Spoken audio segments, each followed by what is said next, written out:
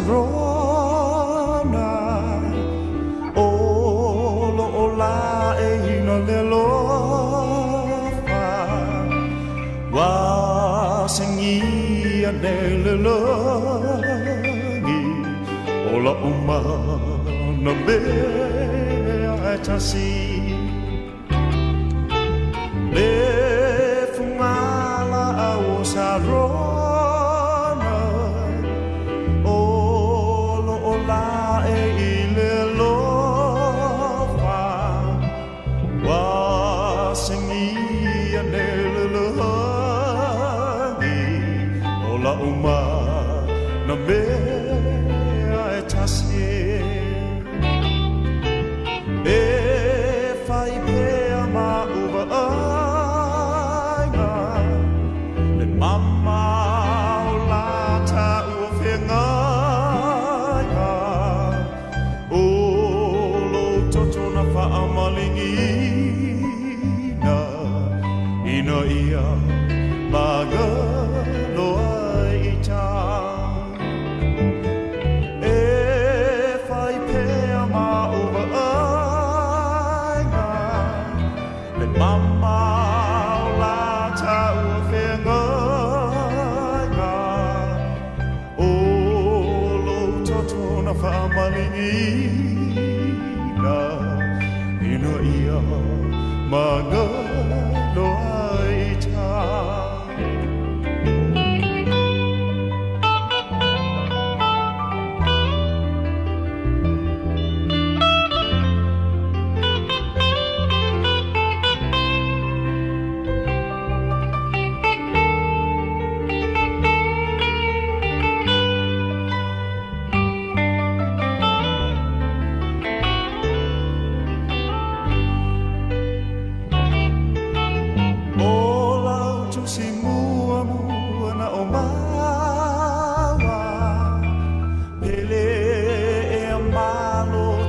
TAUA ai ai le mea lilo wa e misia ua tua lo lua i alofa o lau tu sinua mua na o maua pele e a malo tau le TAUA ai ai le mea lilo wa e misia ua tua lo lua i alofa se wa tua lo lua i alofa se wa tua lo lua i alofa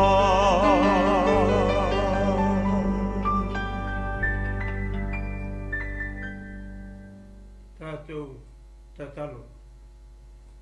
Roma12 tamā o le langi. Ia pa ia o lo suafa. Ia o mai o lo malo, ia whai o lo whinangalo i le lalo langi. E pei o na whai i le langi. Au ai pa ia oe, e pa ia i ongo o le atua e sili ese. O e lava o le atua o atua. Oe o le atua e le li liu o na nafi o le so e o atu li whakawau. Oe o le atua o Aperamo o isa ako mai a kopo. O lousu afa lea e whakawau. Oe o le atua le pule au au. Oe o le atua foa foa. Oe o le atua na whaia mea uma. I le langi ma le larolangi ma laro ifo o le larolangi nei. Na e whaia mea uma mo lowi inga. Awa e ifo atu mea uma e whai manawa i lau fio. E toa tuli atu o tuli vai uma i lau fio. E tau tau atu e lau lau whai wa uma. Le pa ia ma le sili sili ese o lau fio. Ta maa le nei tae a fou ma le nei tuaso lo mātou atua. Ina ua mātou wala whai mai le mālama fou le nei aso. Ina ua mo watu le pouliuli ma le polo mātou atua. A ua mātou sāwalia nei le mālama lama o le nei aso fou. Le nei aso wa e foai, le nei aso wa e whao popo. i aso lo mātou ola, a o mātou au mawai le nei lalolangi e le tu mau, e le whai a fo i mo i mātou lo mātou atua. Ta mā whaftai le ola, male mānawa o le ola o lo e fwai ina pēr mai e tulu tulu i mai, i o mātou tangata i le aso, ma le aso lo mātou atua. Ona mātou vivi i atu ai lea i lau fio. Ta mā whaftai, tai mea ua e tā pena mai saunia mo i mātou mo le nei fo i aso ta mā. O mea e ai, o mea e inu, o lava e ufi ai o mātou tino, o le ea mamā o lo mātou mana ina pea i le aso, ma le aso lo mātou atua. O mea ia o lo whamanatu mai ai a te mātou, o lo soifua oe lo mātou atua. Ta mā ia fo i atu la le vi inga ma le whane tanga o le whamanu, ma le whane ne enga i lau fio, ona o lo mātou ola ta mā. Amen. Nei tu waso lo mātou atua, ua mātatalo i lau fio, ua māsauni, mā te whasoaina lau upu lo mātou atua. Ta māo i māua o tangata, mā te leilo se mea mā te vai lo mātou atua. Le ala lea ua mā te talo, mā mua tu ai i lau fio i lau fisoasoani. Ta mā fōa i mai le loto mau, o le loto matala. Ai le ngata i lea ta mā o le poto, pei ona o le atu solomona i lau fio i le poto lea. Se e fuai le poto le ia te maua. E leo le poto e mita ai o le tangata ma wha maua lunga i se loto se tangata. Ai o le poto ina ia mātou i loa o na whaia o lo finangalo. O le poto ina ia mātou i loa o na wha soa ma wha tūlanga lau upu le nei aso o lo mātou atua. O le poto mātou te ngālu lue ai ma whaia o lo finangalo lo mātou atua. Ta mā o le sili o ia mea uma ua māta talo ai le tae au le nei, ma le nei lava i tu waso le mātou atua. Se ia e alofa. Lilingi mailo ua nganga pa ia, i lunga o i mā ua o au auna lo mātou atua. Nea nganga pa ia leo lo iai le mana ma le pule uma lo mātou atua.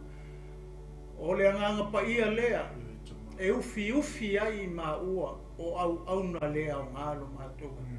A ia ali pea oe, ta mai mea uma, a e nā tia le tangata, e ala, ina ua e ufi mai mā ua loa nganga pa ia le tae au, le ia wheta lai lava oe a nganga pa ia mori o lau upu le ai o whina ngalo maloto, o lau nuu mau tangata ma lau e ka le sia lo mātou tua, ia i le nei aso. Tau lava ina ia whao ngā mai, i mā ua o au mea whai ngā ruenga. Ia whao ngā mai le leo na e tū i te tonu o mā ua tangata. Ai le ngata i leo le mā wha ngai oi o mā ua lau whaiwa lo mā tau atua. Mā te momoli atu ai, mā tau tala atu ai, le whao unga leo wa uma na e au mai ai mā ua marepule. Mā te wha soa atu ai lau upu i mea sole nei. Ta mā ia mataina e lo ua nganga pa ia. Whai uina e loa nganga pa ia. Ia lawe ina se nganga mo lo malo. Ia wha malo sia foi se nganga ua la ngona le wha vai. A mae a nei wha soa ma le nei matau. Ia fo ia tu lava o mea umai lau fio. Le vi inga ma le whane tanga. O wha manu ma wha ne enga. E vi ia i pēr o lau fio. Ai tu mau pēr le whatau wa ia i mā ua o au mea whai ngā ruenga. I lau ngō Jesu o mā te talo, wala au atu ai le nei tu la. I lau ngō Jesu. Amen. Glory, aleluia. Ia, whatalofa atu tatou a inga le nei tu la tae au, whaftai atu fo i le sunga te ina, tamaya le atinu. Ia i le taitaina foi o tatou o kalame, mai se o le whaowina o tatou o unanga. Ia e ala i le talosanga i le atua nei waenga o le taiau. Ia, toi o whalofa ma whatalofa atu tatou o unanga, tatou TV Cristiano. Ia le Global Kingdom TV, ia i lau mai moa, ma lau whafunga sa moa. ngata foi leo ona ia le tua so se fata fai taulanga Ori. se ia o lava i le ainga o le tua le whanau pele le tua ia e mate i fatulima ma fatalofa atu ia i le suafa silsilio Iesu lo tatou tupu sili sili o le tai ia o le atatu pese lea e fatalofa atu i tatou ainga ia ma e whaafitai i le lofa ma le anga leo le tua e peio upo le tatalo o le tua ina o le atua ofo ngia o le atua na ia tapena ina ma ia whaia mea sili sili mo tatou ia leo o tatou whaafonga i nei tai au ia mai sau fatalofa mai se foi ia o le whaafeiloai ia i tatou ainga nei tai au ia pei ona iai le pese leo le tatou whalongolongo ai mai le kwauna le tua sunga ia sulveta kureni ia le tatou whaafonga i nei tai au mai upo le pese ai se i o tala atu Ori, hallelujah.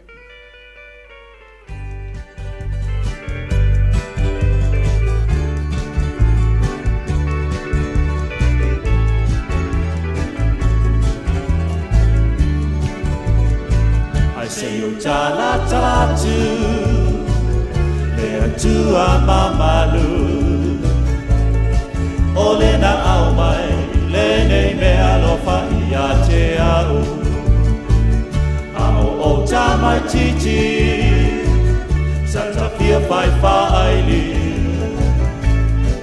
Ai Pangalea e nau mati le atu potini Santa muli solo I le pia whalongolongo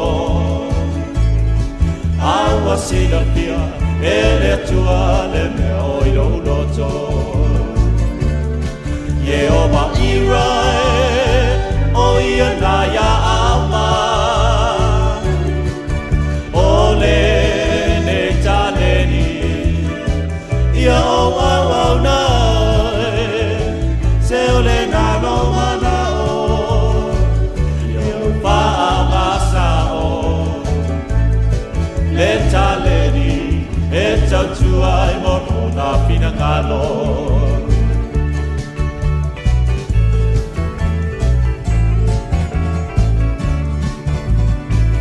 Sao amata mai isi fai lingutu vea ia koni seti toto nuolonu so maukulele e ki fasila au ai watupu ai pelo nau Mawale kitara Siamato Yamaha Amatanoa Onatapu e Opuno Kalama Ye Oma Irae O Ianaya Ama Ole Ne Taleni Yawa Wauna Lo manao Io pao masao Le taleni E tautua I mono na fina ngalo Ye oma irae O ia na ya ama O le ne taleni Io au na Se o le na lo manao Io fa masao Le taleni E tautua I mono na fina ngalo Le taleni E tautua I mono na fina ngalo Le taleni E tautua I mono na fina ngalo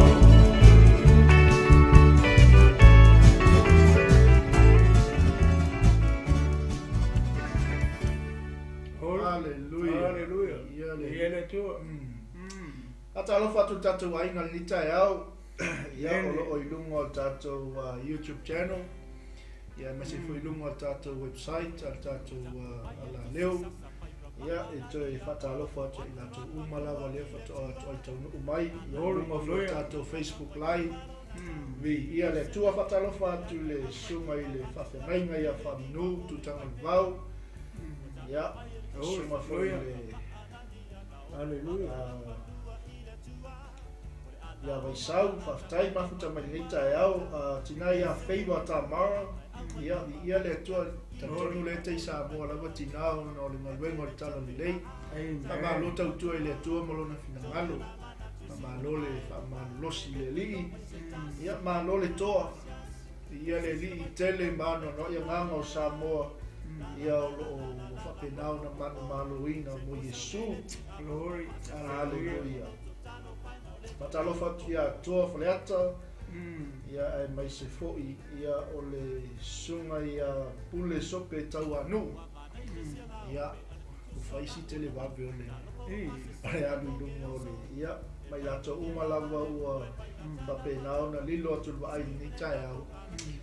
Ia nga le atu le tua me se fo'i ia la whafoka mai ni tai au le uku folfola le tua. Ia o tapena ina fo'i la o nganga mo oi. Ia, whengo fie la wale to lalo tatou pokala mea. Ia wale share mea. Ia le. E whao laina ai se tangata. I le upu a le tua, e leo tangata. Ia o lau share. Ia ea o ngai o to le upu a le tua. Se tangata o mana o mia le fesoso anu. Se wo. Au lawa lea o lau malwenga, o tatou malwenga o lau whaifatas. O le whaasoa atu. O le share atu o le upu a le tua. Tatou ainga. I se tangata nei te iloa. Te tau na o iei le upu a le tua. Ia e wha moe atu tatou malwenga. Tatou malwenga whakatas. E whapenau na o upu a le tua. Ia I loto tatou tangata sa. Mai se lawa tatou tangata sa. Moa Moni whamau. o loo patino lava le tatou au unanga I o tatou tangata sa mua. Tatou mangana. Ia o le tatou mangana, o tatou tamali anga lea, o tatou whasinomanga. Amen. Ia ngā le sa mua, ngā whaia le atua le sa mua e whaola inga le sa mua a e atu. Ia le. O fufuanga ngā le atua. O le tala I hoi lea o lana upu. Malona malo. Ia tātou lawa tangata hoi lea o le whamaina lea o tātou lawa mangana. Ia so po whiala ia se atu nuu nai te whioima e au maua ia. Amerika, Britania, Australia, Sapangi, Middle East o whiala. Ia e mana ia tele wa e pengo whiauna e malama fo ia oi le tātou mangana. Ia le ki diwa ko ia o le tua ma le message. Ia ma o le situ ko le pasta. Ia tatou wa ai ko le tino. Ia ai te tonu ko le pe o masani ia le palangi ia. I le tino e tolu wai ainga le palangi le. Hallelujah. O le taheao, o le auli, o le afiafi. Palangi lava le. Le ala o tatou o mai atu nuni. Le ua kako wa foi le kako whakaika ia. O kako imitatinga ia le lifestyle ia. Unique. Ia o sambo. Ia te ngā kasi ia. Ia le uri koe e po. Ia la ngā ia whalo mai ia kaya. Kusa e kusa o mawai ai ngai e tolu I Samoa. Ioi.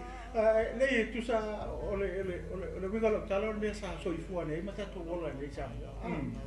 E fa mole mai atu lo la fa fu nga Samoa. E po ai e fa li fu misiru ki mane sua e ringi po. E ole wingalo tala ko le o TINO. O le tato mai nei atu le tato ai lifestyle. Al palangi mele atu ia o taia o inguki o le uli pale lanti ia marpo. Ia na tau whāroa le. Le winga la tala hui lea I le whaalea nganga. Ia. Hawhai o lea e whape nai le tino. E whawhea lea. So we need this. Peo le hui por kalame e leo o tau mwhai hui lea e taiao mau sisi whasoa o sisi tau mwahtanga whalea nganga le taiao o le uli. Ia tau mwahtanga whalea nganga le uli. Ia peko le por kalame o tau mwhai e mwori etu leo. Ia male fiafi fo. ia ona e tō whāloa le ngā pārengi le leia le o le tino. Male nganga, ia ai awale mā onga o le tino. Ai mko i mole, ar kakua nganga male nganga. Wela lea le tino peo tūlanga lea, ia li whatalofa me le sunga i le au ia tia whau. Ia, whatalofa atu le sunga tia whau, tatonu nai wa leifua mai whanunga lea ni tai au, whatalofa atu po tatu ainga i me pone. Ia mai se foi au na le tua leo wa lungo tatu po kalame sunga fa ngai ia salesa tai lava usol mafuta mai ia sunga foi ia pe na nuto ilolo aftai mafuta mai nita wa pe ole mere le mo fa ia kwa ia ongo le pe ole si sa mo e breakfast le upwa ale mamafa le breakfast le okay le ando le aso eu fui lá le lancha, sa fui le lancha le mea kas. Usa pe ku sa uma le sa mo vai ainga ye torua. Ile tino le. Ile tino le ale ala wa ka uma se ka fui le mota to le faleanga. Ya ai me se foi ala le foka uma kula sa tina. No mo winga kas ele ile ska ka ile se breakfast. Ka ole lancha le nga fai le to na ela sa tina le nga sa wo ya male fia. Ko a koe mau ale si tau mawhitanga i le. Anga whika e. I tae aure sa mwua.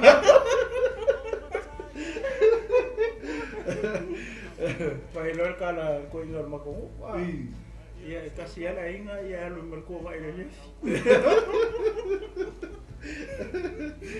Ai, mana ia te le tūlanga le ua e whasoa. Ia le tua. Le ngata i le tūlanga i le tātou nganga. Ia a ole lau i le ele fo. Si le mea rufa manatu mai e le ngā i le nita. Amen. Ole tofi. Ia. Ole tofi leo i tātou ole lau i le ele. Ia a whai lava ua ole whasino manga leo o i mātou i nei atunu. Ia nisi fo i o uso i nisi o atunu pe ona sau noa le suma i aretinu. Ia e whapena fo i o tau i Samoa. Ia. Pe se mea la ka fia sawa i fua pe ka tui anu i whafo pe whapea o lota lava whasino manga o Samoa. O le lau ele o Samoa. Amen. Mai e le atua e whai e whatua inga tausi. Ma tau tua i le ainga nuu ma le kalesia. Peanga tofi. O le heritage le ata tau mai le li. O kako lau ele. Kako lau ele. Amen. Ngai ke ua fia sau se si ngia ia e sau whale kongo ia. Wai ko ia nā pota. Ia. Ua fiu a apo e kau a ngau ia i le whamua nā pota e musu. Mai a ngā poka. Olonga kofi mai o nā kukama. Wa musu e wha mulu le ele mal whanua le ngau o le tofi. E peo la koe whasoso a kukola ngai me ngau e saumua e pasta o i kai hapi e redi. Ia, i ele tua ni tae au, atalo whatu le so ia apu whamatu. Ia, manisi lava o e leo komen. Ia, lea e whamanua lava le taimi. We acknowledge. Ia, tatou ainga ni tae au. Ia, i whamanua ina o lo taimi. Amen. Whai o e mai mua mai lo motong lo lawa i lau TV. Ia lea tua. O ngawu sa o tēno ngawu kua i lau TV. Ai sa o la sa no ngale ti u vai ngai. Ale o mawata mahtanga le. Ia le. Ta mahtanga sa o ale. Ia. Le ka pe o le a o le ulinga ai le peka. Ia o tino ai na. A fa fele. Ia. Ta hoi o la ai tino ai le nga. Ia le. Ale nga le la po ha pe. Ia ai miki ka pele nga. Wa pa e ale nga. Ia fa malo atu fo i au na le tua. Sanga lue me na le sunga i le fa fe menga ia fiu. Ia ma se fo i le sunga fa fe menga ia fa nu i ha sunga i le do fo ia te por. Aleluia. Ma le sunga fo ia le tinu wa ia to ia le sanga lue me tai. Ia le uta to o mai ni te mi o le. Ia le lawa wa fa lau tātou au nanga. Ia, o ngai ka ua ke lea. Lea lau tātou e mai ai ngā ua. Ka unga kau sami kalo ma le lua. Iwe. Ia o ke lo po le si de mai Smart. mua mai ngā ma breakfast anu au. O le si me mai hoi pasta e fia. O ngai o ke te tonu hui le. Langa o le sa i au kuka le tai. Le ala o koe o mai leo. Leo winga o malo le o mahawa. Ia. Ke le fia o wakai. Pau atu langa mo lele mare tu lalo mo i latou fo i o lo mai mo mai lau. Na buenga po le lunch room ma tau whalwhainga runga. Ia leo sau no atu toi. E umaloa le tatou po kalame ma tau maftanga lea whao au uti. Auri, Ia mana walo. Paola tu olano o le anu sa orfani. Ia ala hoki.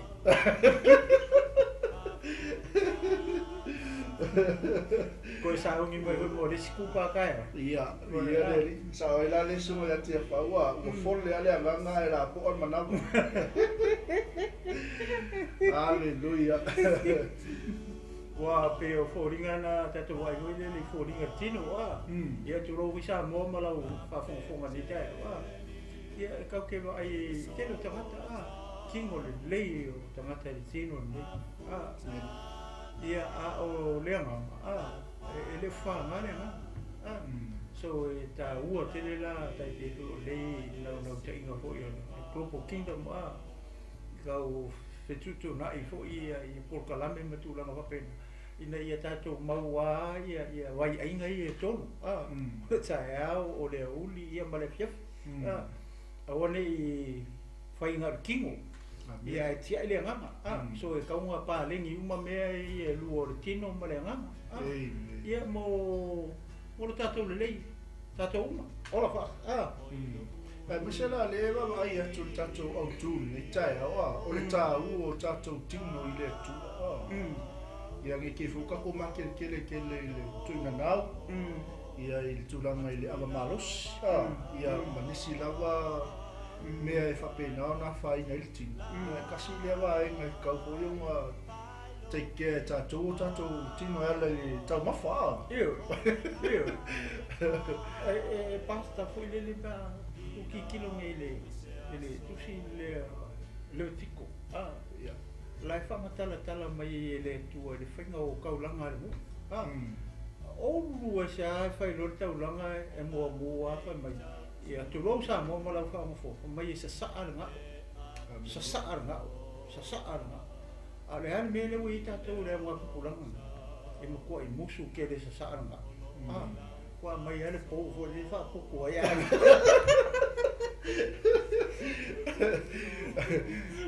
Kolu ale se fuluang yang ele pi ele mangongi le tu e le ngi wa la e pi mai ele flavor ko le le kuka. O le mea le ka o le ngao.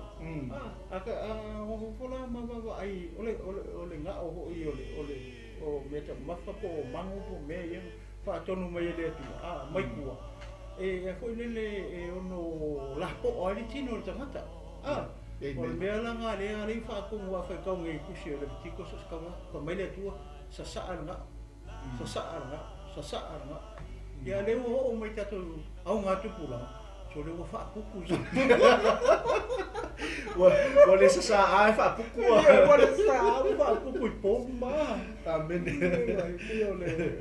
Ole ma ia nga le me ko le ua. Pa vai foi le ta urutala. Ia. Na. E ta ua tele le tino. O mana tua. Mai le kingo. Wa ve nga le se le. Amen. Le upu moni ia. E mai lo le tino ma fa le kongu kingo. E ve nga le se ka ko. Ia o ngako rola ia ka ko malo Roma mo ko ma. Ai au sika yo le awol ia tulo awol ko sa mir nga. Ko sika i pe kai pe yo ko ia ai fo mai ia e fai mai awol awol te ai me ai nga o ia me ai masoa io me ai mo ia le suka e ko anga ai vetes me va pen ele mau ai le nga o se tu lo yo tatou tino ia ma mai ia tatou tino wa mai lo tatou tino le au ngā atoa. E vave anga say goodbye mai e tina o le aina o ta mafu. Ia ngā oki e burole mai a oki o le soko.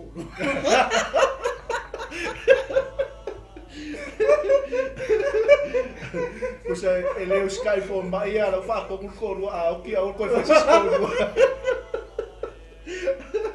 Oki le parengi ia. Aleluia. Wa le sile me le tala no me la apostolo Jacopo o le fatu tu e no maninga e mate.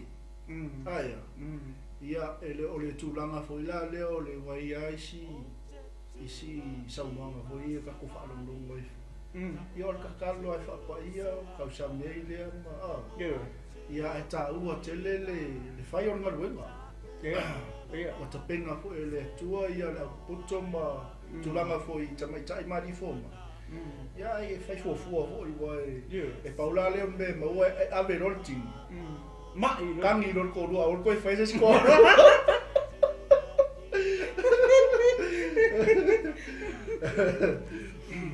Ke ia le foi fa ma vai nga la e ola. Atalo fatu tina yang ngalo pare ainga I wiri ia faktaile marole se fumuia se fumuia lita ya fo ia ia le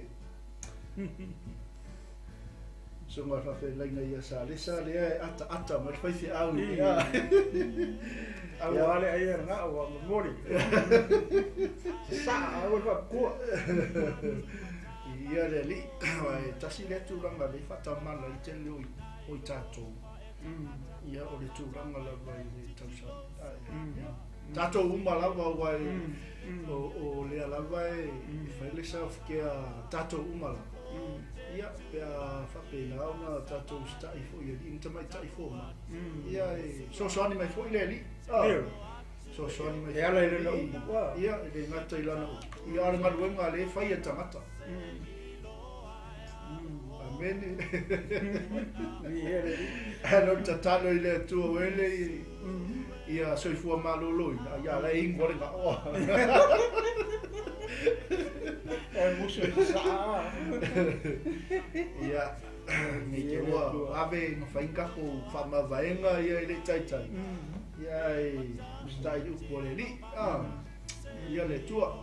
Ia ni tai. Ia ma wa se sila melunga tato screen. Tato tu sfeitau ma le tato tu fo io o le tato fa so ni tai. Ia o TAUA o tato TINO I le tua. Ia le tu le songa to ina ia le TINO. Ia seu fo I fa mua ni tai. Ia wale tala ino tato fa so. Ia mai so manatu. Mai so fa so ngai matala ia le tato comment section. Ia ka ko ke tu fa ia I me alufa fa le nganga le li. Ia me se foi le upu le tua. Ia ni tai au sa mol maia. Ia I tato por kalami o le TAUA o tato TINO I le tua. Amen. Ia o le au foi TAUA tua ia foi pu e tolu pa. Amen. O le Roma12 foi pu mo fanga ta me foi pu tolu. Le ona o foi TAUA tua ia na a mata mali e toile o le ta mata ku nei tai au ma ni tu la laso. O le nei le au soe o te ai o yatu ia te o tau ona o le alofa muti vale o le atua ia o tau tu ina atu o tau tino I le atua o le taulanga ola ma le paia ma le marie o le mea lea te tau ai ona o tau whaia au a foi tau te a mio whatasi ma le nei le rolanga ai peitai ia li wina I le toe fuata ina o tau loto ina ia o tau sue pe se ale fina ngalo le atua o mea ua le lei male malie male ato atoa awa o le alofa tu no o tu o ina mai ai ia te au o te whai atu ia te o tau uma aua le whaasili le manatu o se tasi I le mea ua tatau o na manatu ai a ia mama le manatu ia tusa ma le tofinga o le whatuatua ua taitasi matofu ai mai le atua Amen. Ia whai pula ia e tonu. Amen. Ole mea le pe whoringa mai I lea e nau le pe ai oi mai e apostolo hui le o Paulo I le ekalesia le I Roma. O lewa o matua I hui lea nau ia le apostolo hui lea e toe wha manatu mai. E ma wha I loa mai pea I le ekalesia. Ia le mea lea. O le pe whoringa mai wa le o nofo le lei le apostolo. I le mawhawhau mai lea le ekalesia. I le lea la lea le watusi mai I fo I pui e to. O lea la e whai mai le whaswhai tau hoi le te whamai. Whamai. O mai o le moi ia o tau tu ina atu o tau tino ILE ATUA. O e tolu la mea le tau mai ia la apostolo Paul. Mea ia o sia mea hoi le e loa ai le TAUA o le mea e aona wha tino e le tangata I le tino. O lea whai mai o tau tu ina atu o tau tino ILE ATUA mua. Ole tau langa ola male pa ia. E le whai mai ale apostolo Paulo hoi lele ia Roma hoi lele ia o tautu ina atu ia o le ase mea mai au kou. Ia o tautu ina atu ia lau four-wheel drive le atua. Po tu ina atu tu lou po sau wakali po sau wafinge I le atua. O lai tau tala sao mai ala apostolo ia oena e te mai moa mai ia ma ua fo. Amen. O lai wha mai o tau tino o lono winga ele o tau tala fo ele Paulo le tau tala Paulo le ekalesia. Tangata I to tonu o le ekalesia. Wha mai ia o tau tu ina atu o tau tino ILE ATUA. So o tangata la le o talia I Yesu ma talia le whaolatanga le tu tonu o le ekalesia. Whea lava le ekalesia na e te ngarue I tonu. O oe la ma ua le tautala I apostolo Paulo ia starfata kai pe ma ua. Le ma starfata kai le te whai atu le mate ngarue whatasi I le loku lea. Le alawa ma ai iwha mai le apostolo. Ia o tautu ina atu o tau tino po matino ILE ATUA. O longa winga ele o tau tala le apostolo Paulo hoi tangata laiku o le loko. Akala outside kanda o lai kau kala e pinpoint mai ele tua tangata I tonu o le loto. Pei o ena te mai moa mai ma ua fo. Tatou I tonu o le kalesia ke miso. Lea lau o makua ai oi mai ai oi mai whamurmole tau tua nā ma o tau o esele pei e whoringa mai I hoi lele o lai se popolenga I le apostolo hoi lele le ekalesia ona o le tu ua foi le tangata lotu po tangata lau whatu tua o la tau tino ILE ATUA awa ese la mea la ku ye. Amen. Ele ku ua tele o tangata lotu ma tangata whatu tua. Ma le au keusiano I o la tau tino ILE ATUA o le whisiri e kali la oi. O whea ngai ke ku ua I lo kingu. A whai o lea te ngalue ma e loku ma e tonu o le au keusiano ma le au whatu tua ma le tino o keusiano. Ia ke kali ala o le whisiri.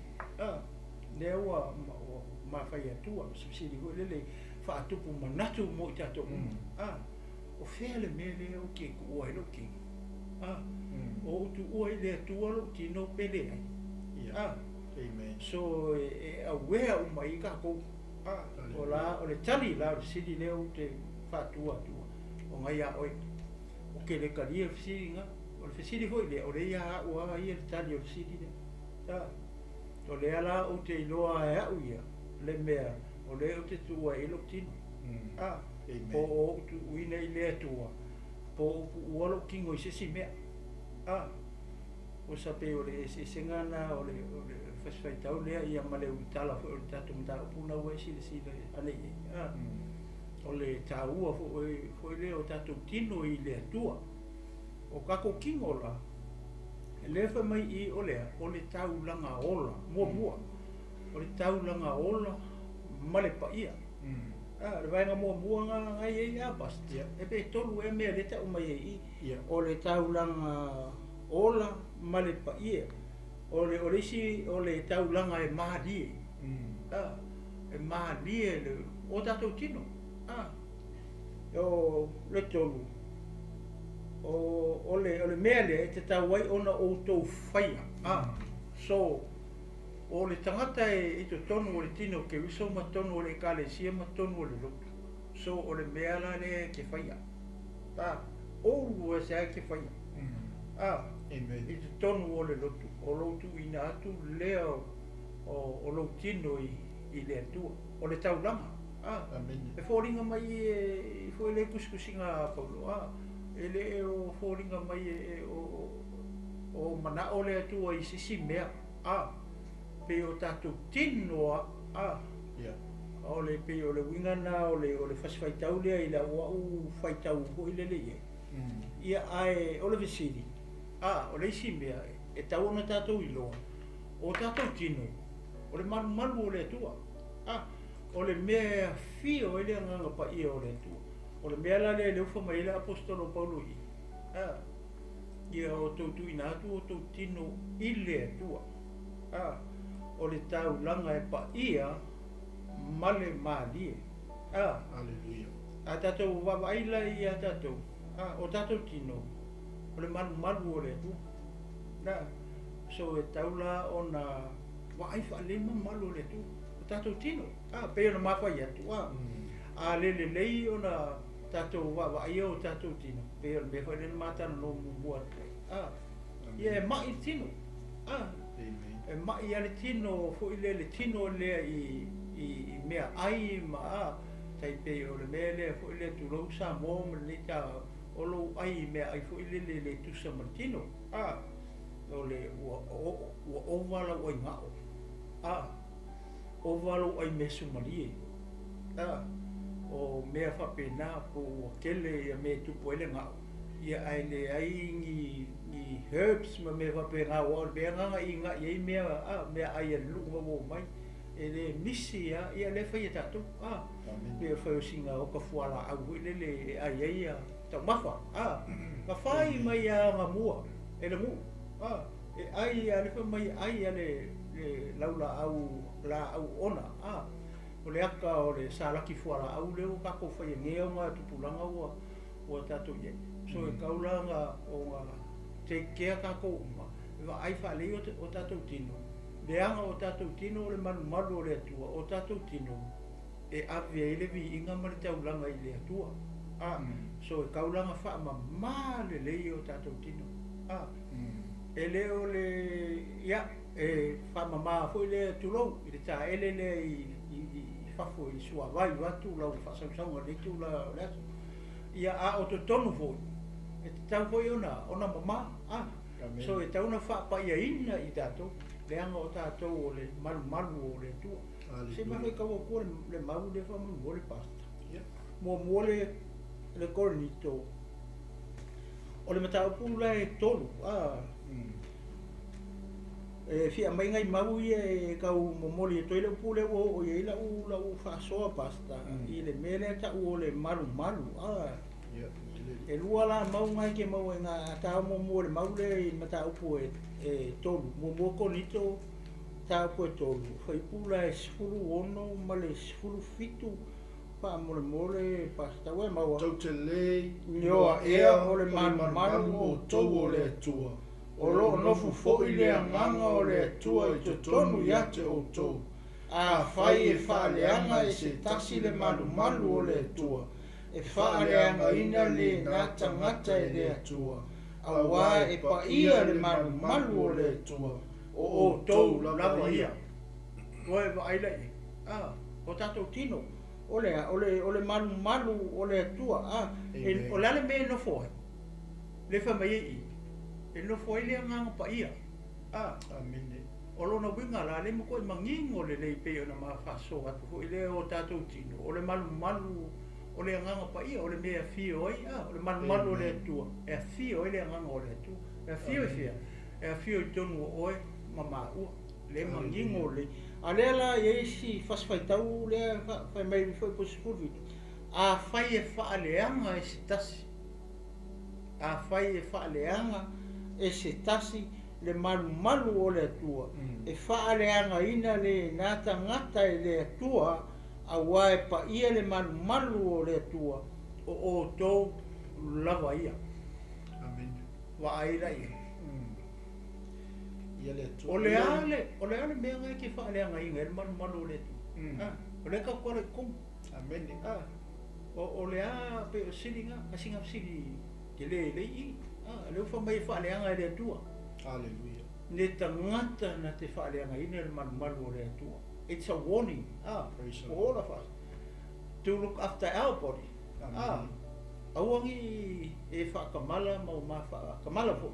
I le ainga o matino ai sea ale mangingo le o le e fio ile ngang pa ia o le fisini la ale pe o le fa merko busu o kanga ke fa ale nga ingal malu le ko fa ale nga ile ko nga le nga o le malu e pa ia le fisini nga e tani go ala oi a foi mai mo makele karia makaria go ia ma o ia fisini le Amen. O ke kalia o ia fisiri le e tali vo i pasta fisiri le ai o fisiri vo le fa tupu manatu mo tato uma ke siano mo le fa tu o o se tangata o e fa le ngal malu le tua Amen. ai ke kilo e le fa pe nga ko komu malu le tua ma fafo ho Hallelujah. a fai o ariskanga ka ia kele me fa le nga komu fa le nga fafo o makua i maka ngā le malu le tua i pe ala e ka le tu rou nge ia so e vai Amen. le whaleanga whafo whaleanga ko o le ale mea lai le anga i tongu e le anga i le muri lua o le lokoleanga o le mataitu o le rotoleanga o aha mea umalai le anga i koko o kaua ma misa rai koko ia ai kakala e se lofu a kilo kuking ola oka o se ai ko le le mau me fa ko inga ia por pa ku ko lima anu waku i le uri la ku kau lunga lua O lua ulu. o isi u la ku ina ku halu man mua ulu mo meio ala Hallelujah. ala ke ri lo o le malu o le tu o ka kuking vai le mo fu fale Poi fale uma le malu e fai o fafo o kong. Amen. Le fa mele fio pa ia le tu pe fai ko le tiko le spulu lima. Pa mai o fa ku le ku ia mose. Fai le ngu awor fai awor ka kau. Fa mai o ko ngu sa mo le pe a me fa kia ke wele ai. De ai mua ma o ai le. Fia afe kau sanga i kuang fai isala elu me. Ai sea, langa le won mai le kua mose i le tiko. Amen. Le tiko le spulu fitu. Fai le ngu awar ka haka. O ka kaula. Ele se me fa kupu ngafi po sa ngu sa mo po mauri po oira. Nga mua fai e le ngu o le tua me le o ka pe. Ale wo fa no e le tai au ngi le TAUA o tatou tino i le atua. O le ale me kau ke whaia i o ka koking. Ia a vele kauranga, a vele vi inga se si a vele vi inga e mahalia le vi inga o le atua. E whai mai vea, e whai mai o ka koking. Ia le ua e whaarongrongo i le waanga, le ua ma whaasoa atua. Le ua ma o le mele o le malumalu. Si ka koe su e kasi ai le si mau le manga ia. Me kasi fai le ono pasta wa malu. I ngā matau koe ono. Le u koe le u koe kau koe loko mafofo. Fai pula e sfulu iwa na i lalo le foi upu e lu sfulu. Kei toi whai tau atu e fōringa tutu sa mau ia. Tau Tau te leiloa ea. O lo o tau tino o le manu lea o le anganga pa ia. Ua i tonu ia te o tau. O lo ua ia te o tau mai le atua. E lea ia foi o tau ia te o tau. A wā ua whātau wina o tau i le tau. O le nei, ia o tau vivi atu i le atua i o tau tino, ma o tau anganga o mea le atua ia. Amene ma amene. Wa i le koe le koe kusi mai a poskolo Paulo i le Mauria. Ia koronito. Fa mai a ko kele lo e o ko kingon malu ko kusa ma le Maule luma le mata upo tolo le na ma fai tau atu. Le fo koe fai mai le apostolo Paulo i a koronito i le malu ai i tino ale o tangata. Fa mai o le malu le o le anganga pa i ua i tonu ia te utou. Ua ia te outou mai le atua. O le mangai ala fo fai unga fa mai e lea ia fo i outou ia te outou. O longa winga kau kele koe pule ia kakou. Kau kele koe pule ia kakou kingo aisea. Lea lai kau kale fo i koe lusifu. Amen. Aisea a ua whaatau wina outou. O lea mea whaakau e kakou e Yesu. Whaatau i lona toto pa ia. Vai le kau, vai le kako kau. O longa winga, kau kele koe pule ia kako. O le tangata re o kalia Yesu mai te tonu o le ainga o ke iso, mai te tonu o le whaarotanga. Ainga o le tua. E kele koe pule ia, o kele koe pule o ia kia. Aisea, le anga o umanga whaakau i tātou. E ai, whaatau e Yesu i lea, i lona toto pa ia. Amen. Wa aila i le TAUA tele o le mea lea. Awa le fa mai awa wa fa tau wina o tau le tau o le nei ia o tau vivi i atu i le atua i o tau tino ma o tau wanganga. Mea la ngā le fa mai le Roma le mua. O le ale me fai o tātou tino. Taulanga. O le taulanga, o le vi inga. E fai o tātou tino, le tangata le o Italia Yesu. Le tangata whaolaina o le kewisiano, ua malama i lona tino. E le o se kingo, po e lele e alo e whakakia soloma, kia i soloma, ma tulou ma whainga elo i ai ma whaleanga. E le pule ei, E le pule, ale whamai e le koe pule, e kako ia kako. E le koe ia tātou, ai sea. Ia e si le fia le kewisiano ma le au whatuatua i le tae haone, kako ke le koe pule ia kako. A whai lewa i tu tomo o le whaarotanga o Italia Yesu, ia e si la fia mai loa fo i ma pasta, kau ke le koe pule ia kako. Ai sea, wa umanga whaakau kako e ke wiso Yesu i lona toto pa ia. Ko waaila, kako kilo o lai ia, o longa winga o tātou tino. O le mea tātou te awe ele vi inga i le aku. Tau le si la vaenga fo i lele o le whai unga fo i pue pe maa lia fo i le wha mai o mea ale atua ia. E le sau mea lo tino ke visiana. O tātou tino ele se mea tātou. Ai sea, langa lewa umonga whaakau kako. O winga o kako o lewa on kako e le atua pe o le ukala le maku aku. O le TAUA o tātou tino. I le atua pasta. E atua tu ia i lausunga. I ele ali. Le i kainga uma le meo te whasoto e au ia le tai a fo. Amene.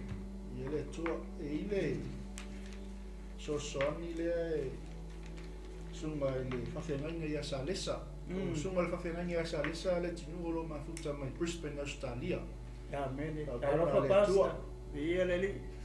Ia, o sunga foi whawhengainga o ia hua stasi o whai a onga tatu lau mua i Brisbane. Ia, whatasi ma runga i Sydney, Sydney, Australia. Ia la whengaile ko menia le sunga i le whawhengainga. E iai se so tanga le Roma e sfulua mua i o tātou tusi whaitau lea ma le mātai o e 5 aula whai po e loa suma le iwa ma le tolu se fulu ona o le upu tino lea e wha mawhaina ia nai fui eka kou kako mata ia ia la o feitauina le tusi le wau mai le sunga le whawhiangainga wa o le komeni le ala una le atua pe iai se so tanga o le Roma le sfulu lua fei mua ia ma le matai o le lima ron fei pelua su ma le iwa ma le tolu sfulu pe iai se so tanga o le sili le ale ia whaftai lau komeni lau sunga le whawhiangainga tai foi lau so mia fe mai le matai o le lima ron fei pelua su ma le iwa ma le tolu sfulu ono le upu le TINO le fa mawhainga le tatou fa sol ni tai au le ba ngai o le mele sa fa longo to ile TINO ono tatou wa uma ona fa tawina ile tau po le toto Yesu ke viso le ama ye ali si ko inga ngana foi le o to fa longo foi ye ne foi vai taimi ya o la vai to tono ai pe wa le ai se ano po se si upusa mo le o matua I whanau le tūlanga le tatau pe ua tu whau hoi lea se tu lo o ia le koi nganganga lea ia lau wa po lea kamalo makua ia le ua kako loroku umama kako ilo umar whaotanga pe ua koe fia so atu o le mea le sa e TAUA ono le mau lea I le mōmoko le nito e ono ala whai pasu iwa malosfo ono I tātou o umona whaatauina le tau o le toto le tama I mamoi le ala whai meltala le tuspa ia o le mea lea e le koe pule I kako ia kako I le tātou TINO le e sau no le sunga le whawhiangainga wa le mea lea le whamawhaina le nitae au aisea le anga o mea le atua o le malu o lo fio I le nganga o le atua e tato mata I le matai o I lima no fai pelua sunga le iwa matol spulu pe iai se so tanga wa le sili le sunga le whawhiangainga a fai foi e te tau suai lo mata tau matau I nā sali e se ia ma e la fai a wai le leina whano se tasi o whasitino ai le anga pe a la foina lo tino umai kena ia melor fai pe tolu sfulu a fai foi e te tau suai lo lima tau matau I nā tu e se ia ma e la fai a wai le lei na whano se tasi o whastino ai le anga pe a la foina lo tino umai kena ia le li mai lona whaperitania if your right eye makes you stumble and leads you to sin tear it out and throw it away. That is, remove yourself from the source of temptation. For it is better for you to lose one of the parts of your body than for your whole body to be thrown into hell. If your right hand makes you stumble and leads you to sin, cut it off and throw it away. That is, remove yourself from the source of temptation. For it is better for you to lose one of the parts of your body than for your whole body to go into hell. Ia le atua I lana upu nei tae au ai. Ia le li wai o le ko meni le sunga le whawhiangainga. Pe iei se so tanga o le Roma le suma lua tato tuspai tau. Ia maltusi le amataio. Ia o lon fai upu e lua suma le iwa matol suma ngai a fo ile ko meni e whaatupu manatu. E whaatupu la ngona. Ona o le mea le whaamawhaina le tato whaasoa whaaleanganga le nitaea o le TINO. O le whaamawhaina o le TINO. Wa le whai mai le Roma le suma le lua. Ia tuina atu usa o le makua I kuakoa the whole body ia tu atoa tu au tatou TINO ile atu aisea le anga o le taulanga I ola usa o le sila mai le atua ia tatou e le koe sila mai o tatou TINO whalalolani amen aisea le anga o le fale lea le wafio ile atua o le ofu lea le wa ofu ile atua le lalolani nei o tatou TINO se tulo o le o tatou tamata le wa fea fio ia ile nganga o le wa nofo ile tua se tulo no mo wingala e makua I le fia fina ngalo le tua. Ai ka ko whaale nga inga lona tino po lona malu. O le no fuanga o lo o fio ai. Ia ma ngai fo ile fa so sunga fa fenga ni. O no le fa pertania ma ngai ke le if your right eye makes you stumble and leads you to sin, no winga afa lo li makau po lo matatau matau. O lo o ina o ileanga sala. Lo nya kaunga va ss. Wai le leonga o ngalu pata langa e o a fia o mai le tino nga end up lola I le kingo ako. Se oli ia. So ole maule ka tala mai le fole le as a single part of the body. But o I mele ka ke faso ako the whole body. Yeah. Ole mela le o fai mai le maule pe mele fa sini mai ma na I foi fa tu manatu. Ia Se me foi le pe le ta so me foi le nga ole tu e ma. Ele o ka kala mai le maule fa pe the whole body. Ole ka kala mai le me ka kala mo mai ole maka. Ia. A fai ole maka le o ke nga sala. So e kaula onga fa pa ia maka le. A fai ole lima. Pe po lima fa pa ia le lima. Langa o le lima nga e ongo please e ongo kongi a ko ai o le fa. Amen. We see only one hand or two hands. E ave ma ko le kingo nga ke ia le o kinga inga ko I ma vai ma le u se kulo ma maka makaringa ma. A fai foi la o le mata. O le ko kala o le a single part of the body.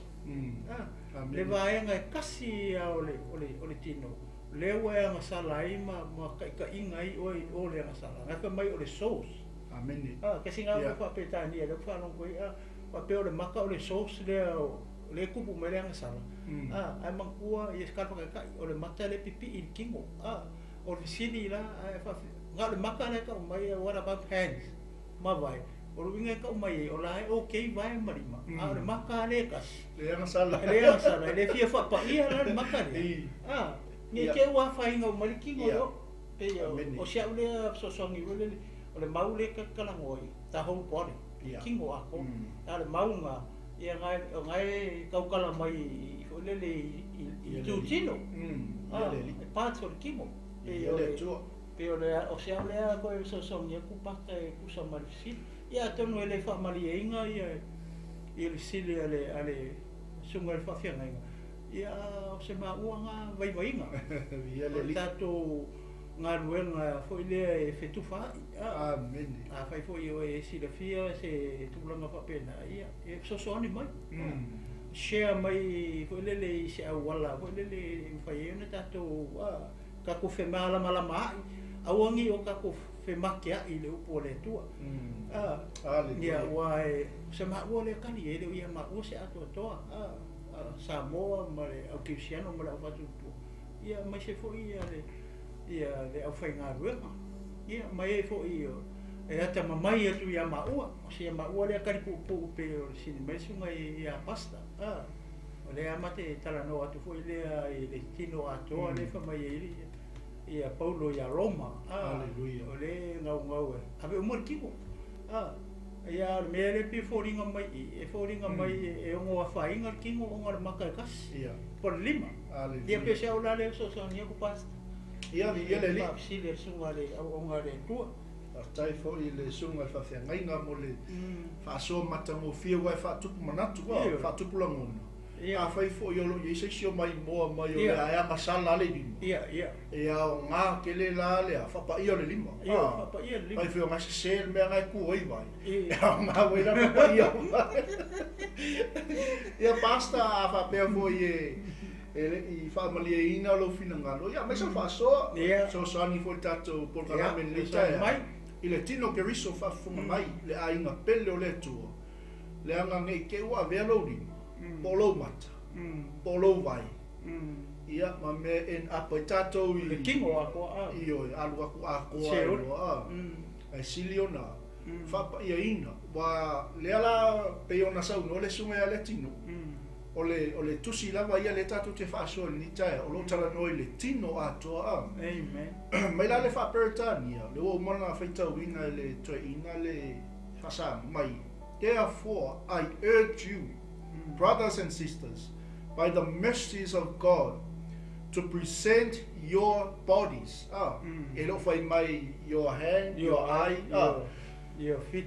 mai la ia, dedicating all of yourselves set apart as a living sacrifice. Pe yo le vai nga mo bole tal no toina. Mai o te ai o yatu le au soi. O te ai o yatu o to ona o le alofa muti vale o le tua. Ia o tautu ina atu o tau tino I le tua o le taulanga e ola.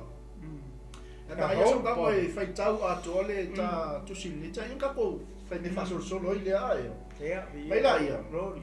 And do not be conformed to the world, to this world, any longer with its superficial values and customs, but be transformed and progressively changed as you mature spiritually by the renewing of your mind, focusing on godly values and ethical attitudes, so that you may prove for yourselves what the will of God is, that which is good and acceptable and perfect in His plan and purpose for you. For by the grace of God given to me, I say to every one of you, not to think more highly of himself and of his importance and ability than he ought to think, but to think so as to have sound judgment, as God has apportioned to each a degree of faith and a purpose designed for service. Ole mangai ole mea le whamanatu mai ia te tatou. Ole whaumanga o tino. That's right. Wa lewa whasoa fu tatou ni tae. O lewa uma ona whapa ia ina. Uma ona whamamaina. Lewa taua mea tonuina I tatou lea. I le toto leo Yesu Keriso na whatawina mai ai tatou. O lea la. Leo maku ai oi mai ala poskolo. Le au soi. Tua whawhi nei. U soi. Le tala le Ekalesia. Le a inga o le tua. Le au whatu tua. Ia o tou tuina atua o tou tino. I le atua. A waia. Wa taulanga e ola. o le taulanga I ola. Mamalie I le tua. Mamalie I le tua. Ia le li o le taulanga I pa ia. Ai sea, langa o le mele ka kaukunga whai e so se tangata wa uma ona whatawina. Ua uma ona Talia. Ioi, ua matua I whaulu whale le tangata o Yesu lona lotu. Ola whapayaina. O le sila mea le sawi ia. Langa o le kū lea ma le anga lea tātou ai whai kemi o kapua ina. O le waku a koa o kaku ka maka I le li. Langa esea, o le whale lea. Le ngofo I le tu, ele o le whale le kaku ke mai kaku kapua I e. O kākou. O kākou. O la te me sau ai e pa mai le mamanu o le atua. Alu waku ma le anganga o le li le ngofo I kongo o tamata. E ala la le whatinonga o le tatou tapua inga. Ia pe o ngawhea tu le sunga toi. Ia kadi ai orsi. Elo I nei fo I tatou pokalame se ato ato. Ia ai o le sosoani mo tatou uma. O le makua koa o kaku tino ato, loto ato, mafau ato. Ia ke le whamsi ngoi fuor ka po inga liska maka. Au foi ke ai aku sko inga la inga ngofo am ta po ile ni. Ngai whamsi ngo foi le ka po inga sko inga. Ora me mu peo han. Ia. Ia le li. Ia la sunga le tino. O le si tu mana ia le I faspaita au le. Pe o mele o sa ngoi o le sui o le mafo. Le kaukana I. Amene. O le winga o le mele o le sui o le mafo fa. Fo ngale o le ale upu le ia. O le renewing. Yeah. Focusing on godly values and ethical attitudes. Yeah. I le ai le tatu soita una. Pe o le renewing of your mind. Yeah. Yeah. I le remove o lo mind. Now remove lo mind no le ka ko lo mi de mo ba tu la fa se mo da mo. Nga ku pastor. O le sui o lo mafofo. O le aka o le aka o le salamo. Le ta le fo i pule. O sui lo mafofo. Salamo. O vai mei le pe kongeki fa kasi me le o fa pa ia ina mo le sui o lo mafofo. Salamo sui lo mafofo. Pa ia ina lo le o. O le o ka ko ye le a nga tupulanga o ia fi o le ngai. O le ko isfafo. O le taimi ala umana fa mama i tatou le tu fa tau tatou le tu le na tu. A fio lo Yesu i le langi. A fio mai lo le nga pa ia. Le o umana ta pena o tatou sa lo le nga pa ia ko.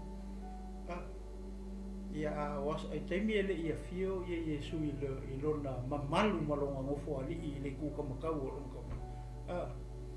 Sa ele i sia bango le nga pa ia. Pate o le nga kilingi mo ka ko te wisi Yesu. Ia le lingi mai lo ia kalia lo. Ele o aposkolo ma le o ekalesia ele nga ruenga e lua. Ia lo no winga la o le nga pa ia la o lo nga ngofo nga. O tatou TINO. Ia o le ala e whamanatu mai pe o le mea le ai la si o le winga la tala o le salamo ma le whapa iaina le maui ke maua la pasta i le mua te salonia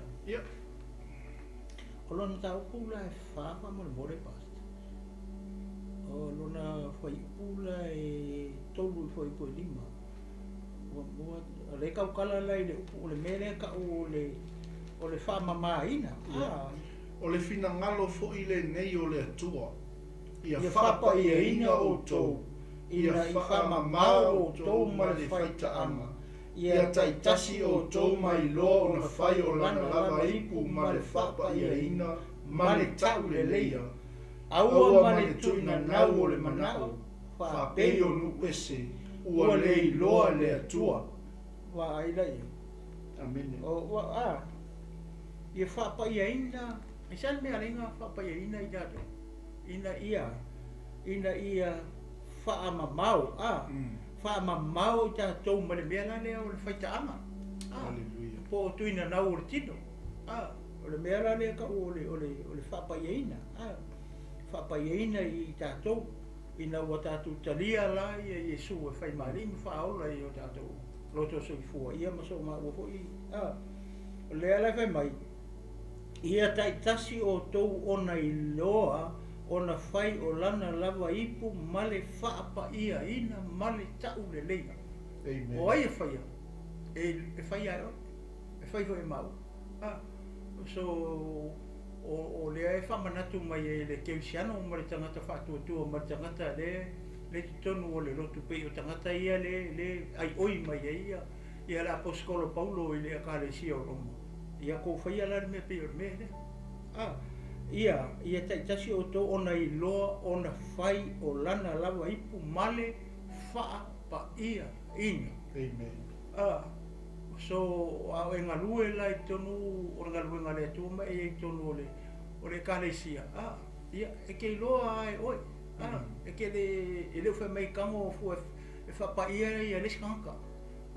Pe ke kilo fu le pa ia o le skanka ma le fa le tonu o le stangata.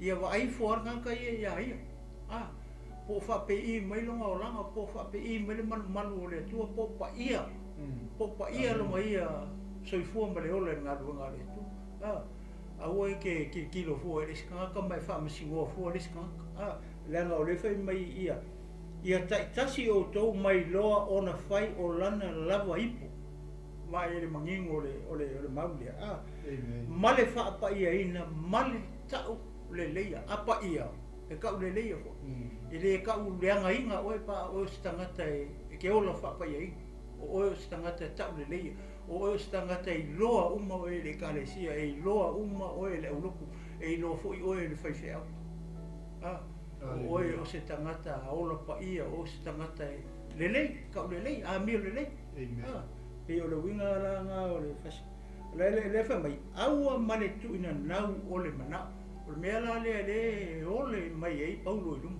ai oi mai ei Paulo I Roma ia fai keke le mele au ma le mele o le tu ina nau o le tino o le anga e po le manao e fai ngari kingo fo ile e pause na ile le tino I mele anga ma corrupta ile le kingo I tu ina nau o le tino ma kuinga ngau mele anga uma amini mela ia le mana o mi e kau ngau fa pa ia kau fa mama amini le sila vaenga le lo bale tau au ma le tu ina nau le mana o fa pe onu ese ua le loa le atua pa ka ia fa il kuinga ngau me o ka ka le loko amen ka ko mai va pe ngau tanga tonu ese o ka le I le mu le o le hu ele I tonu le kalesia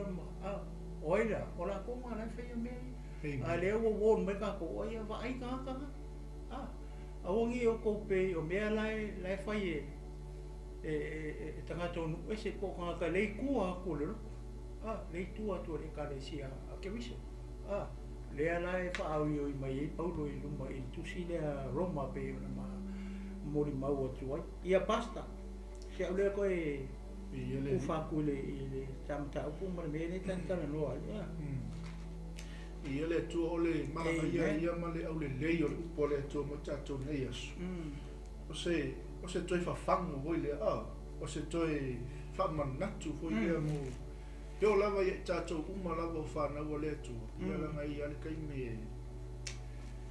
la fa pe ka ku le okay porque me ka ku ke le makala ia ole upu lava le tu ka ku ke ka ku ke fa maungia ai le tele o mea foi o nei soi fuanga ma le nei la rolangi e fa penga sa ki apo le fa pong sai mato le fa tua fa pong sai mato fa na o le tu ia inga ia fa le anga le manu le tu mea foi la le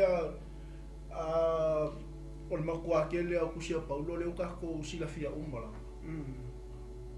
oi o si aposkolo ile mea lava le o le tuina na o le mana o le tino ia le vola ko fa manga ku mai ata toi a sila foi le ia ile utala o tusile o le ai oia le apostol o le ai oia paulo ia le leia miu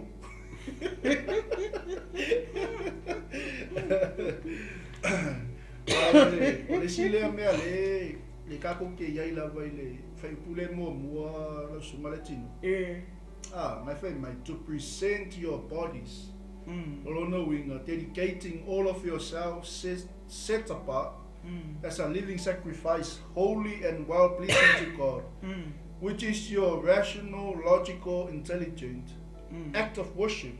Le alanga ka ua ele sunga ia le tinu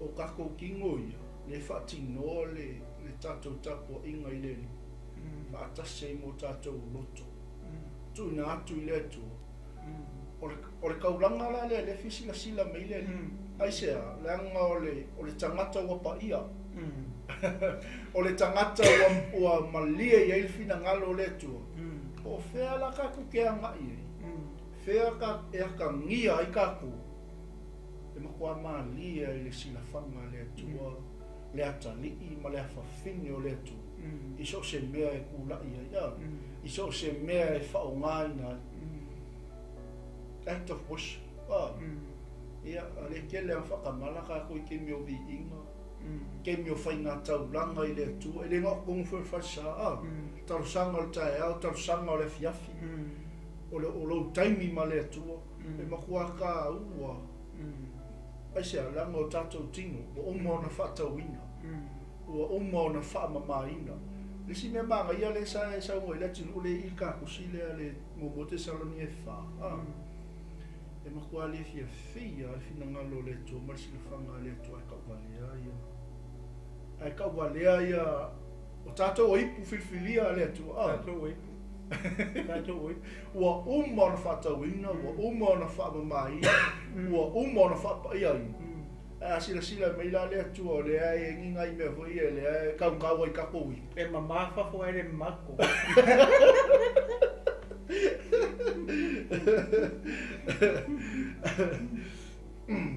Wai o ai ile sei tu lo sa mo ile sa fa ia tu foi au na le tu.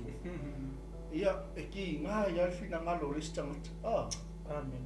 Hallelujah. Momi fa manoi ba. Ai o tatou tino. De pe on sa vole su matoina. Kom e o tatou lutu. Ia o tatou mafau.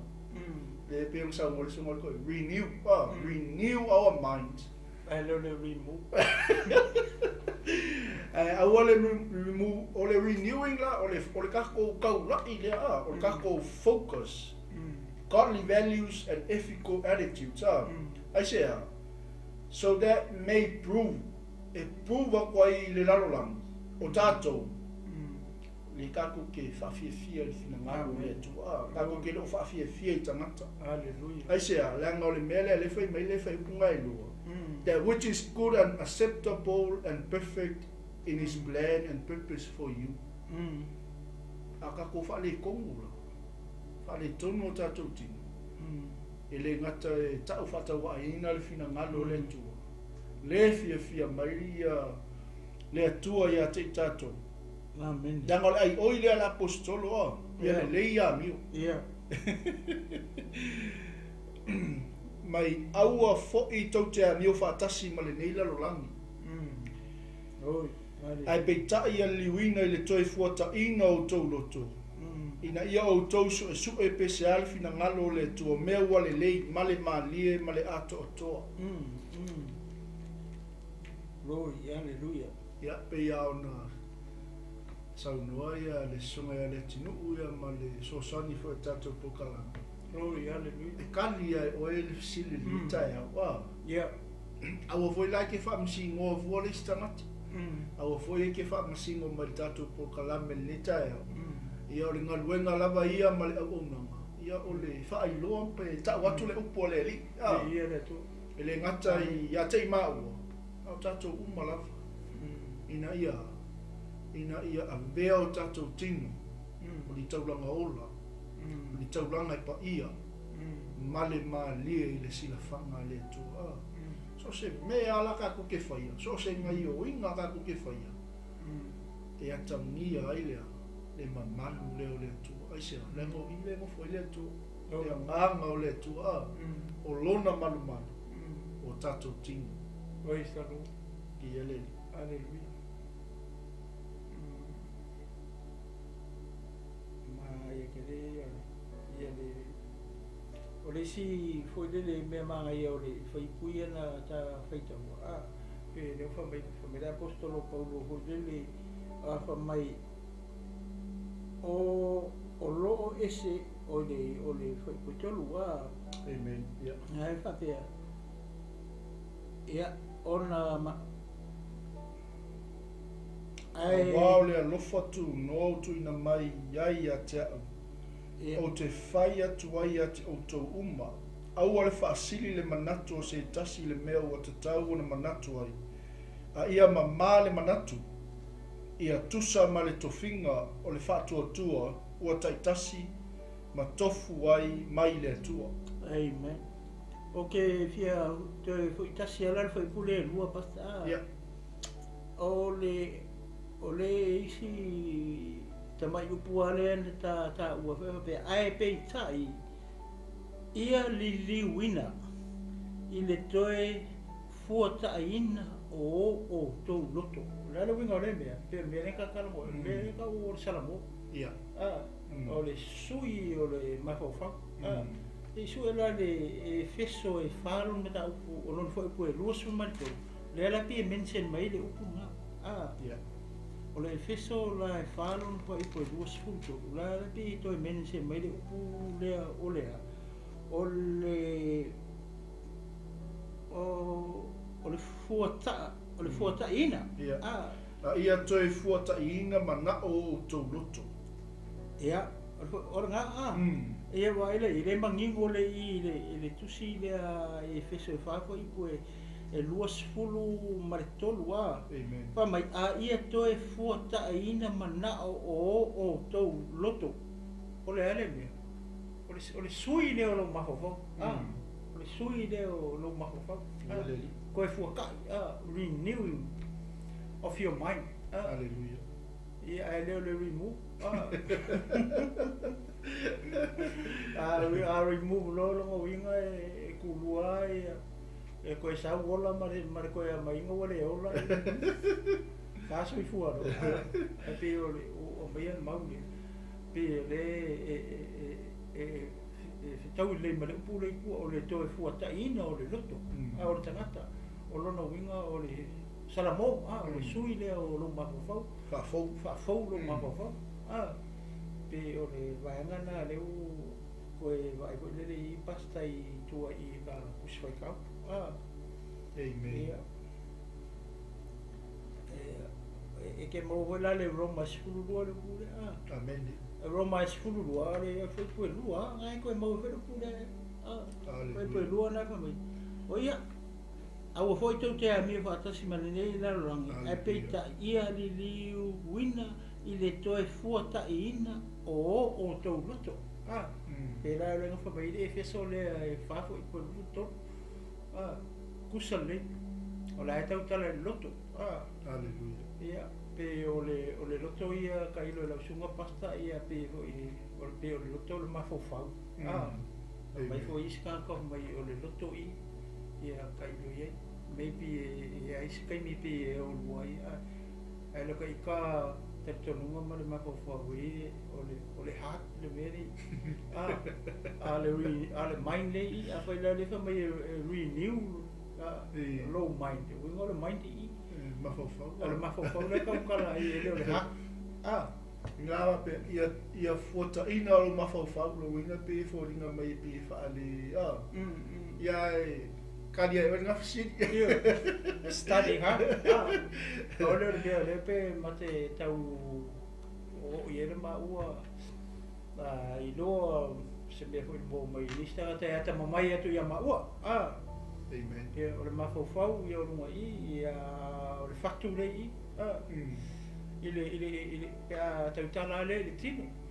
Tau tala le tino ia mafofau I alo loto I. Ia pe o se ule koe sui la o le mafofau. Amen. Fa'afou le mafofau o I.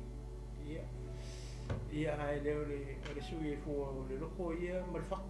O le faku sui e fua o le fatu ia pe kau se mai kiki ia fu I le pa TATOU ai le fa'asamoaina o le fiompa ia le tua ngai ko inga makua asa la ko fa'alioa. Ia nga le melenga o le tua ina ia fa'amalama mai na pe TATOU I le laupu.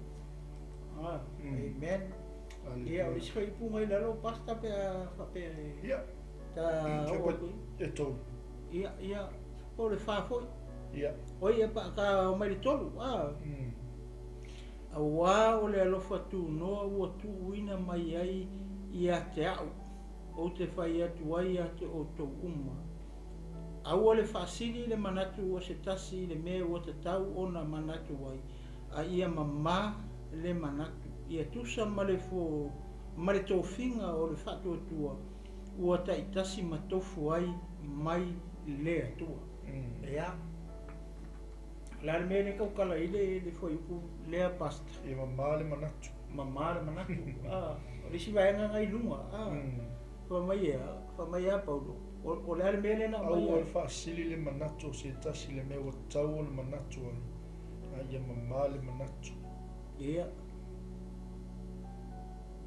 o foi po e fale ka pe ko po le tolu o ia o le kau kala fa mai o le alofa tu noa ia o le kau kala I le alofa tu noa le ai o le atua amen le anga ia ke viso Yesu le alofa tu noa le o le alofa tu noa o le ku nga failonga kingo amen o faile kingo le alofa tu noa o le atua ma o ngā foi ka ku ke loa ai le ke leo le alofa o le atua le larula hallelujah o le ke leo le alofa o le atua le larula ma longa alofa mai le larula le langa au inga mai e loa longa kari pele ko kasi amen o le afina ngalo le atua ina ia le fango se kangaka ko kasi vai le alofa o le atua e le fina ngalo le aku ia fango si anganga se kasi a ia a ia sala mo uma matangata matali tonu I lona alo I suke wiso le sa ele alo fatu no o le tua ia o kako mau alola ia o le ola fa va uma ma lo le tu a ka kilo la I le fa mai paulo fa mai ia a wa o le alo fatu no ua tu wina mai ai ia te o te fai atu ai ate o to uma o longa winga o lenga ngai a paulo le alo fatu no le atua le ala te foringa mai leo kom fai paulo e kala I mai ka mai le alo fatu no le o le tu e po le kalesia Roma o I ka ke lo ai le ngaluenga la poskolo I ke lo le loko la poskolo ina ia faula ina tangata wale a maka e le pule o le ai oi le ua ai oi mai paso solo mai le lope me ina mata la no atu ai le ua fia ai le tino ia o mai le salamo o mea uma ia e tau ona tāpena ia le kevisiano ma le tangata le tino lei le tino e ave ele vi inga o le tua o le vi inga le pa ia maria I luma o le tua e ase mea o whape hole le o sisi vi inga e pa ia maria I luma o le tua ngā o kako ua o kako kingo o kau kia vea ele mea perfect our worship should be perfect before God ina ua kako salamo ngā mawha pa ia inga I kako ia pero se awa ngana mo tato ma le ala sa fo yupula le ka mai era poskolo le ala fatu no le tua o le nga ia o le ala fi sia ma le ala fatu no le kalisi pe o se ala le mai foi pule pasta ia pe sa mo so ngi ko le mele o le ala fatu no le tu ia le ma lo le fa so lo sumo toina o le matango fie o le upo le tu ni taia so I kako ke fa maungia mo tato I loa ai le I fa vai ina lola ia le lo fatu no le tu I mea umba amen glory hallelujah le ala ko e sa le apostolo Paulo fa manatu mai I le tato ta pule tato I mai oi mai ia o le lo fatu no le o le tu le foi mai Paulo leo ia tia o te fai ato ia te auto aua ngai wha asili se mangaku o le tasi ia mamale manatu longo winga lo ni pe fai asiula vale o le kalesi le bo mali I makua lo pega ko akuli la poskolo il kusingo le kusi winga o le famtalanga boile o le nei o te ai o iatu longo winga fako ese me la poskolo longo winga soli maranga le ti te o inga mai me e fai o le kalesi le ale ai o ia la apostolo ia makua I fa ma ia mio ma ko I fa le ia mio tamata ela ko mense mai le polo ia ona o le alofa tu no le tu maka ona o le alofa muti vale o le tu ia le o le fe mo fe me ona o le alofa muti vale o le tu sa I fa upuleto le ai o ia le apostolo ona o le alofa tu no le tu mo wa maka ukia wa mio ka I le kalesi le ma leo ia te o te fai ato ia te auto awangi fa asili le manga kolesi alis yo se fe au voile mo ka ko awangi I silia ko le manga ko o le tkamaya le kingu ia mamale manatu fa so tufa me voila so ani me le sunga va fe nga ia salis ma ia kele fa so mai le manatu le fa fe nga ia nga mo ka ko por kalambi bele nga mo le mai mo fa fonga mai o tino ke wisu ia wela le ua mo foi le mea nga mo le ngata ma ua tato uma la inga ia awange I faseina I tato I le tele o tali tonunga se le ua mai le teimini nei ma le tele o aonga se ia nge ia vea lava le tutino e tasi ia e fai ma lape o tato sawari ia umangi lo le wole endi le malo le ai endi o ile malo pungsa le ba ngai le fifa le ya ko ami yele tu fed my for by the grace of God given to me I say to every one of you not to think more highly of himself awangi of amawolungo kesilia ku yale tinu. That's a problem in the Church of Rome. Yeah. Mele ole vai le fa fa kai. Yeah. Ile kalesia le Roma. Le lawa mai sao. Longo vinga e tangia mai ele mau e kangaka ia le mea ka o le alofa tūnoa o le tu. O le ala mea le whai e le kalesia i. O la ia e ala mea hoi lele o le ai mau o laro o lesi. La ia e ale anganga hoi lele o lesi tangata whape o ia e sili, o sili a ia e lesi tangata kangaka loku, swa kai ka inga. Le ala ua lapatai mai e le aposkolo i le vaenga le mata upu le lankusi le kalesia. Le ala le kau momongo mai la le aposkolo le mele ka o le rofa tuno. O le rofa kungo ke le kuskusi lima. O le rofa kungo le kaunga nga e loko wha mawalunga. Le kaunga selfish. Koe ngā loko ngā le pe o le ala ngā le whaipulenta whaitau. Wow, ngā mo kako. Ngā mo tātou umartino ke viso, e mai moa mai. O le upu mo tātou uma. E le whape o le mawhaasoa atu, whape o maua i o perfect. Le ai. E le ai mase se perfect i luma o le ku. Kako uma o kangaka sala, o kako uma o kangaka whale kong. O kako uma o le kauke whao lau whale anganga. We need this in the church. Kasi le mea le kauke mga mea kongolo. O le alofa tu no le tu. Ia i ai le alofa tu no le whamei polo le ia. O le alau whai mai ia le alofa kungoa le whapea. Aua e ke whamasingo i fua lesi kama, aua ke whamasingo i fua lesi ki ngā.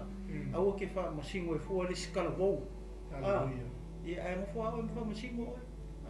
Ko whapei, nge ke wakusia kulau lima i o. Ia whare kongu i oroka i ka fo i o ranga. Le o kamo whamasingo o ka wai wha maualunga ma.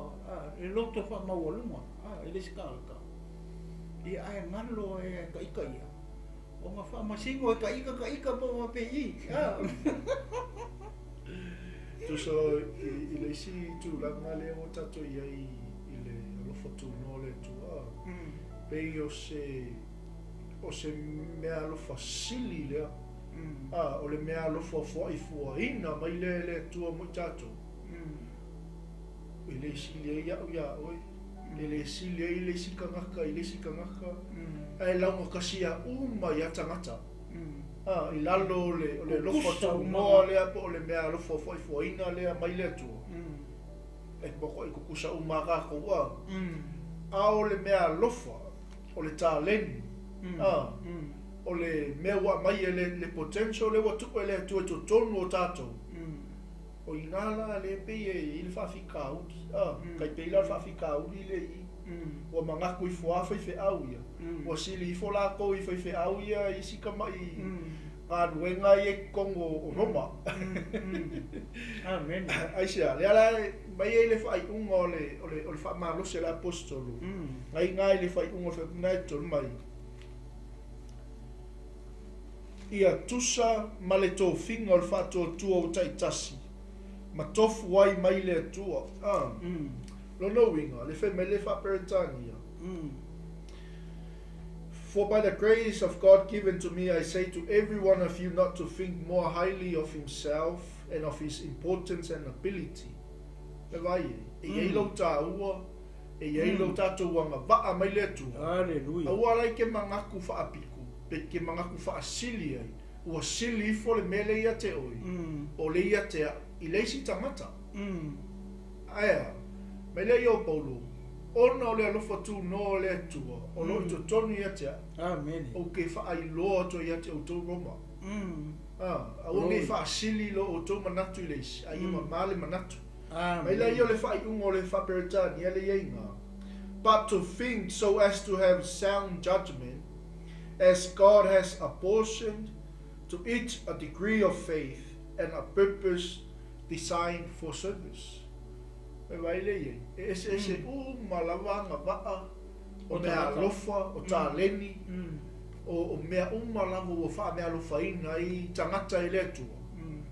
Molea, mole au nanga i le atua. A purpose designed for service. Longo winga pole aska mai mea wa mai le atua i kia. Ia mako i oka kalisa paia. Au nai le atua ka. Au ngai le atua li mea le wa mai. Ioi.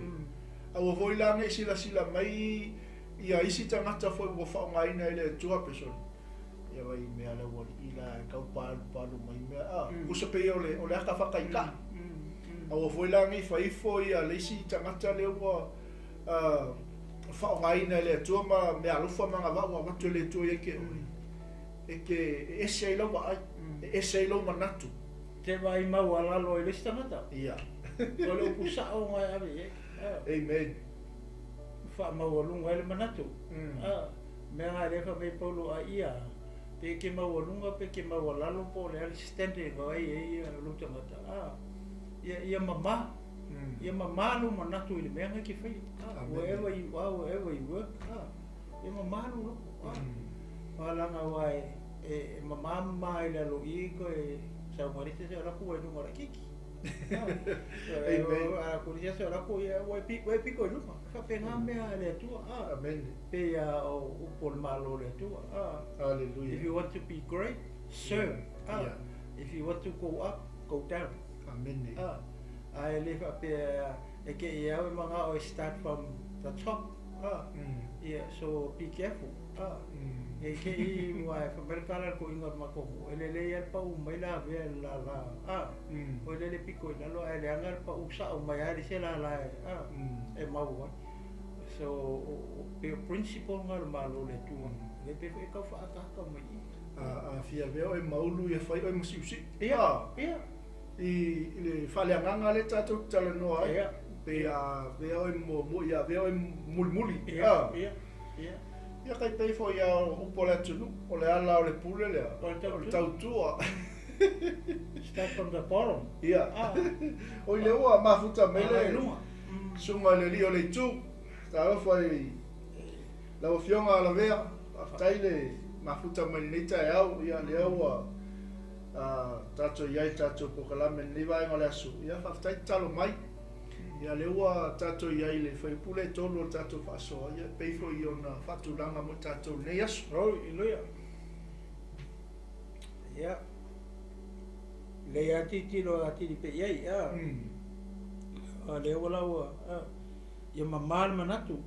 Ia tusa male tō finga o le whātua tua. Tai tasi ma tofu ai mai le atu. Mai. E kofu orka ngaka ia ma. Amen. Malanga mea lofa ua. Kai pia merenga sa ungoa. Le ua tufa mai e le atu. O whea le mea le te ngalue. I te tonu o le kalesia. O le mea na le ua tufa mai e le atu ai au. Pat ia mamā lalo loko e ke whai ai. Po singa kama I mea. Ave e lu se la pasengi. Hallelujah. O I ngā e a maka koe la mission. Amen. E ke a maka ko ngā ia tasi tau sanga lua kau sanga ia o si ia kua I lunga. Amen. E fua ko ila ia o mai le fiong pa ia le tua. O lo winga le haka manga ia o le mea. A kako ngā lulu e kungo le ngā wenga le tua. O le ale ko ai ngā whea le department fo I le o le loku ngai ki ngā lue. Ngā lue I ngā leanga o le mea wa wako e le tua ia ke o ke ngā lue kungo le kalesia ke miso. Ia whai la malo loko mama. Amen. Whai malo loko mama e manguia. O ngai ke serving ngai le tua mai ngā. Ia e alu ala. Ia e alu ilunga. E ngai ilunga ngā ruenga le tua e le alu ila. Pe a mamalo. A whai lo maloko ele lea. O le winga mo waku e wako e alu ila loko e a makamai.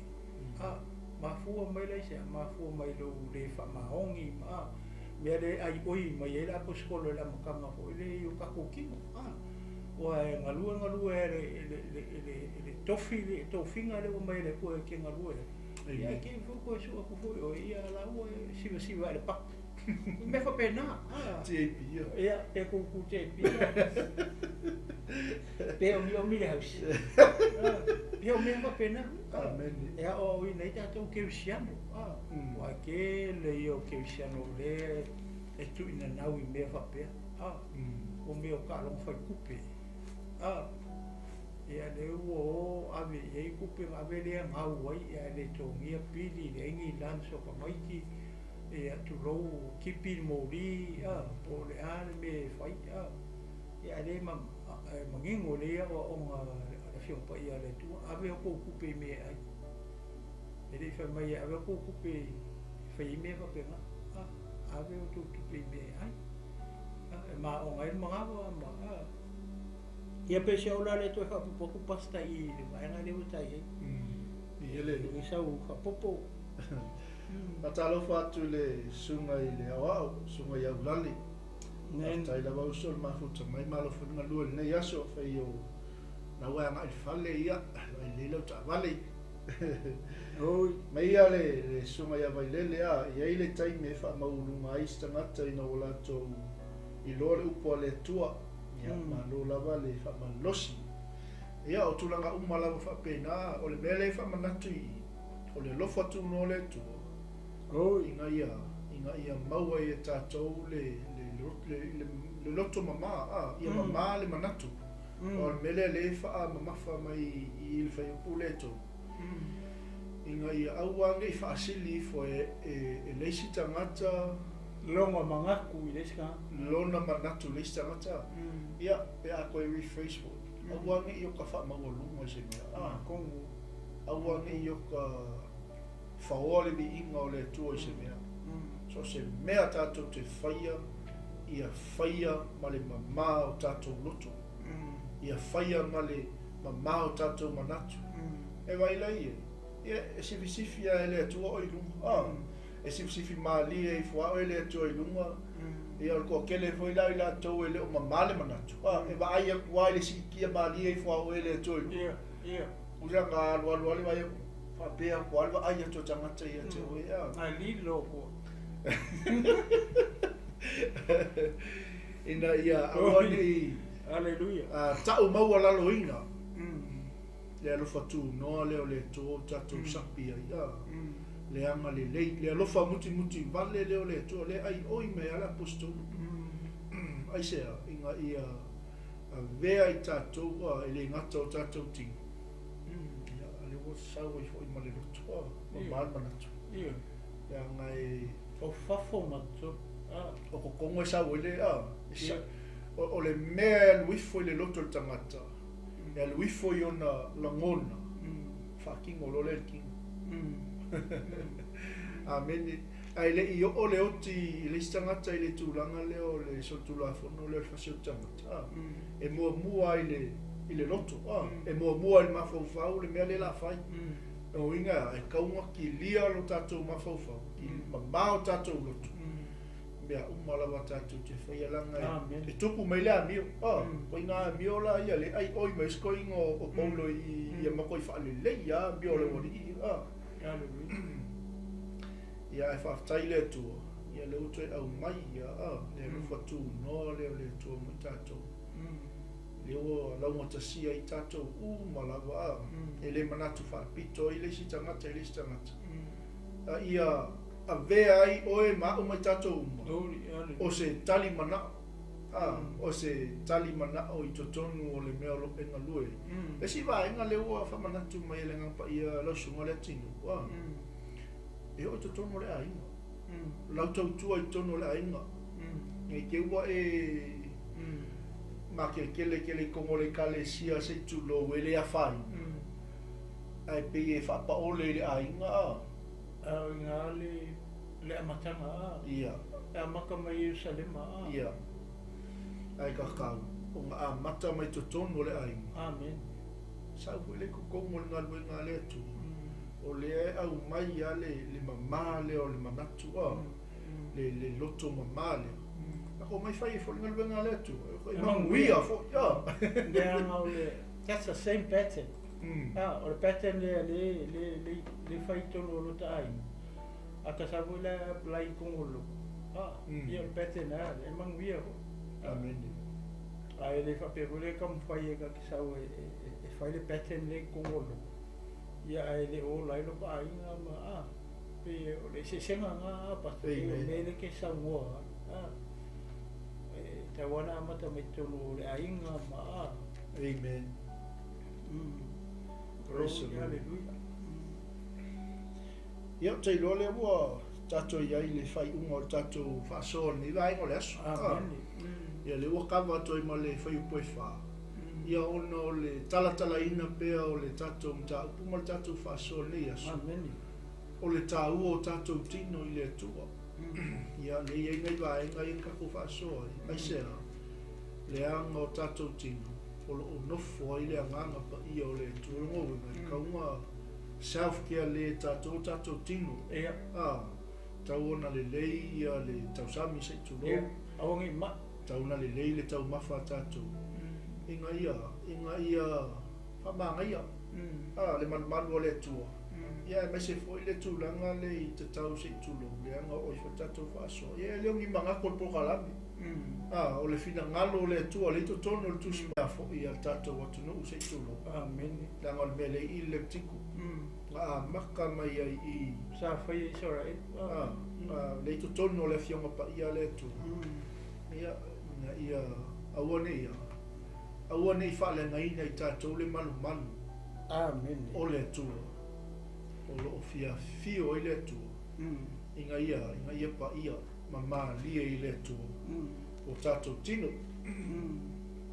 patalo fatu le tina ia Eva o po ia se foi le suma fa fainga ia Sarah ia le li suma fa fa ia le li fano tai lava ma futa mai uso le fiafi la suma fa au ia malo fo nga lue ia le tua ia tanga fo le ia se fa nga duenga ia lava le li ia mai se ia le tinale ia se new skill ia tina ia favor fa tai lava ma futa mai lo ia lava le tua o le tato fa solna ni vai ngoles wa lava le lau tau singa fo nei aso o se tau singa fa le nganga wa lava se tu fa anga le mo tato ia la maluka ko ia ile kai mi o le lancha ka wa fa mafa fo se tau saminga ma se tau mafutanga pasta ai ka kiri pasta fi ma o ka kiri o le maulia danga le o ka momense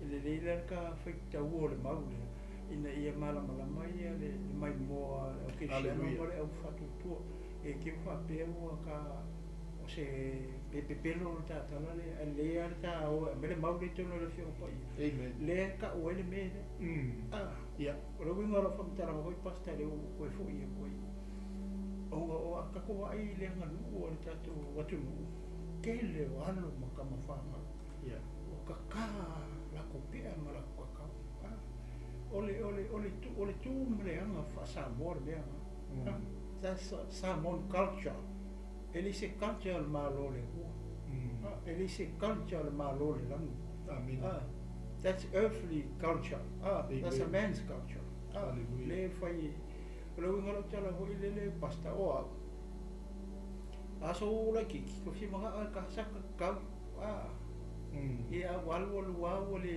ia paua nga paula le me tai lo tu le ka le pe ai ko lo pa ko mo le ngo ale ngo le ki fa ia wa kai mo kala vo pe ai o sa o le lo mo le ko ko ki mal mala ina u santo no fa lo tanga mo fe ka le fi pa ia le ko ka o lo le mau o fa pe no se fa kai o le fa mo fa ia me ia kai mo ka lo ia ora kala le fai la fa ngau o ma fu mai la le mau dia amen e ke fa ku au ngi o vai ko ka ngi pe a man ka ka ki mo se ia ele fa lo mo i se o ri o ka pe e la lima ma ia wa ku foi le aso mo le fasa no sa mo ia wa ka ni a ia wa ka ka le wa ia la wa halu le kinga le ma we le lo ngole wo ri ni wa tu le nge aso a ga le ala ko fi fo ia I le mau le inga ia fa ma ngi ai le tala le mate fa ia tu fa mai le ku ia mo se fai le no a o ka ka amen o le si winga me le o to fo le kike I pasta e le se nga nu o le malo le ku me o le tu fa ke mon o mea le la rangi amen so a fa la o e mai mo mai le nga e fu nga ngisi amen ngisi tangata wa fe au kana ka ia le mea nga pu le tangata I amen ia wa u ia skaro ka I a fa pe o se fe au ka o mau le au ko ka sa pe va ku nge a longo wi o le ala wo ke e lo la le tu le ku le fa mai o le tu ia mo se fai le o winga o pe le ngi me a ngasi o mea mai anga mua vai sa ka le mu o le tu ka isa la e a wa nga ia ku isa la e lu e o mu fu fu le a le nga ku fai me le ala ma fe tau tu le mau le o le tiko la fu iva pasta ia fa tamalale foi pu luos fu valu ma le luos fu iva va mon mulea ia AUA tote o mau basta ele era foi tau atu io levitico fu iva foi pula e luos fu valu ia ele era foi tau atu AUA tote sai o to TINO o no o le oti AUA foi nei TATOU ia te o tou o o Iova AUA e te whaaleanga I lo a fine e whai ma fine tani ina nei ma sani le nuu ma le whaitaanga o na tumu ai leo le nuu I le a mio le anga pau ala leo whaipu leo ki fia mai whaipu e lusu wanu whanongo leo te whaita watu pa mai AUA tau te saei o TINO o tau TINO o na o le uoti AUA foi nei TATOU ia te o tou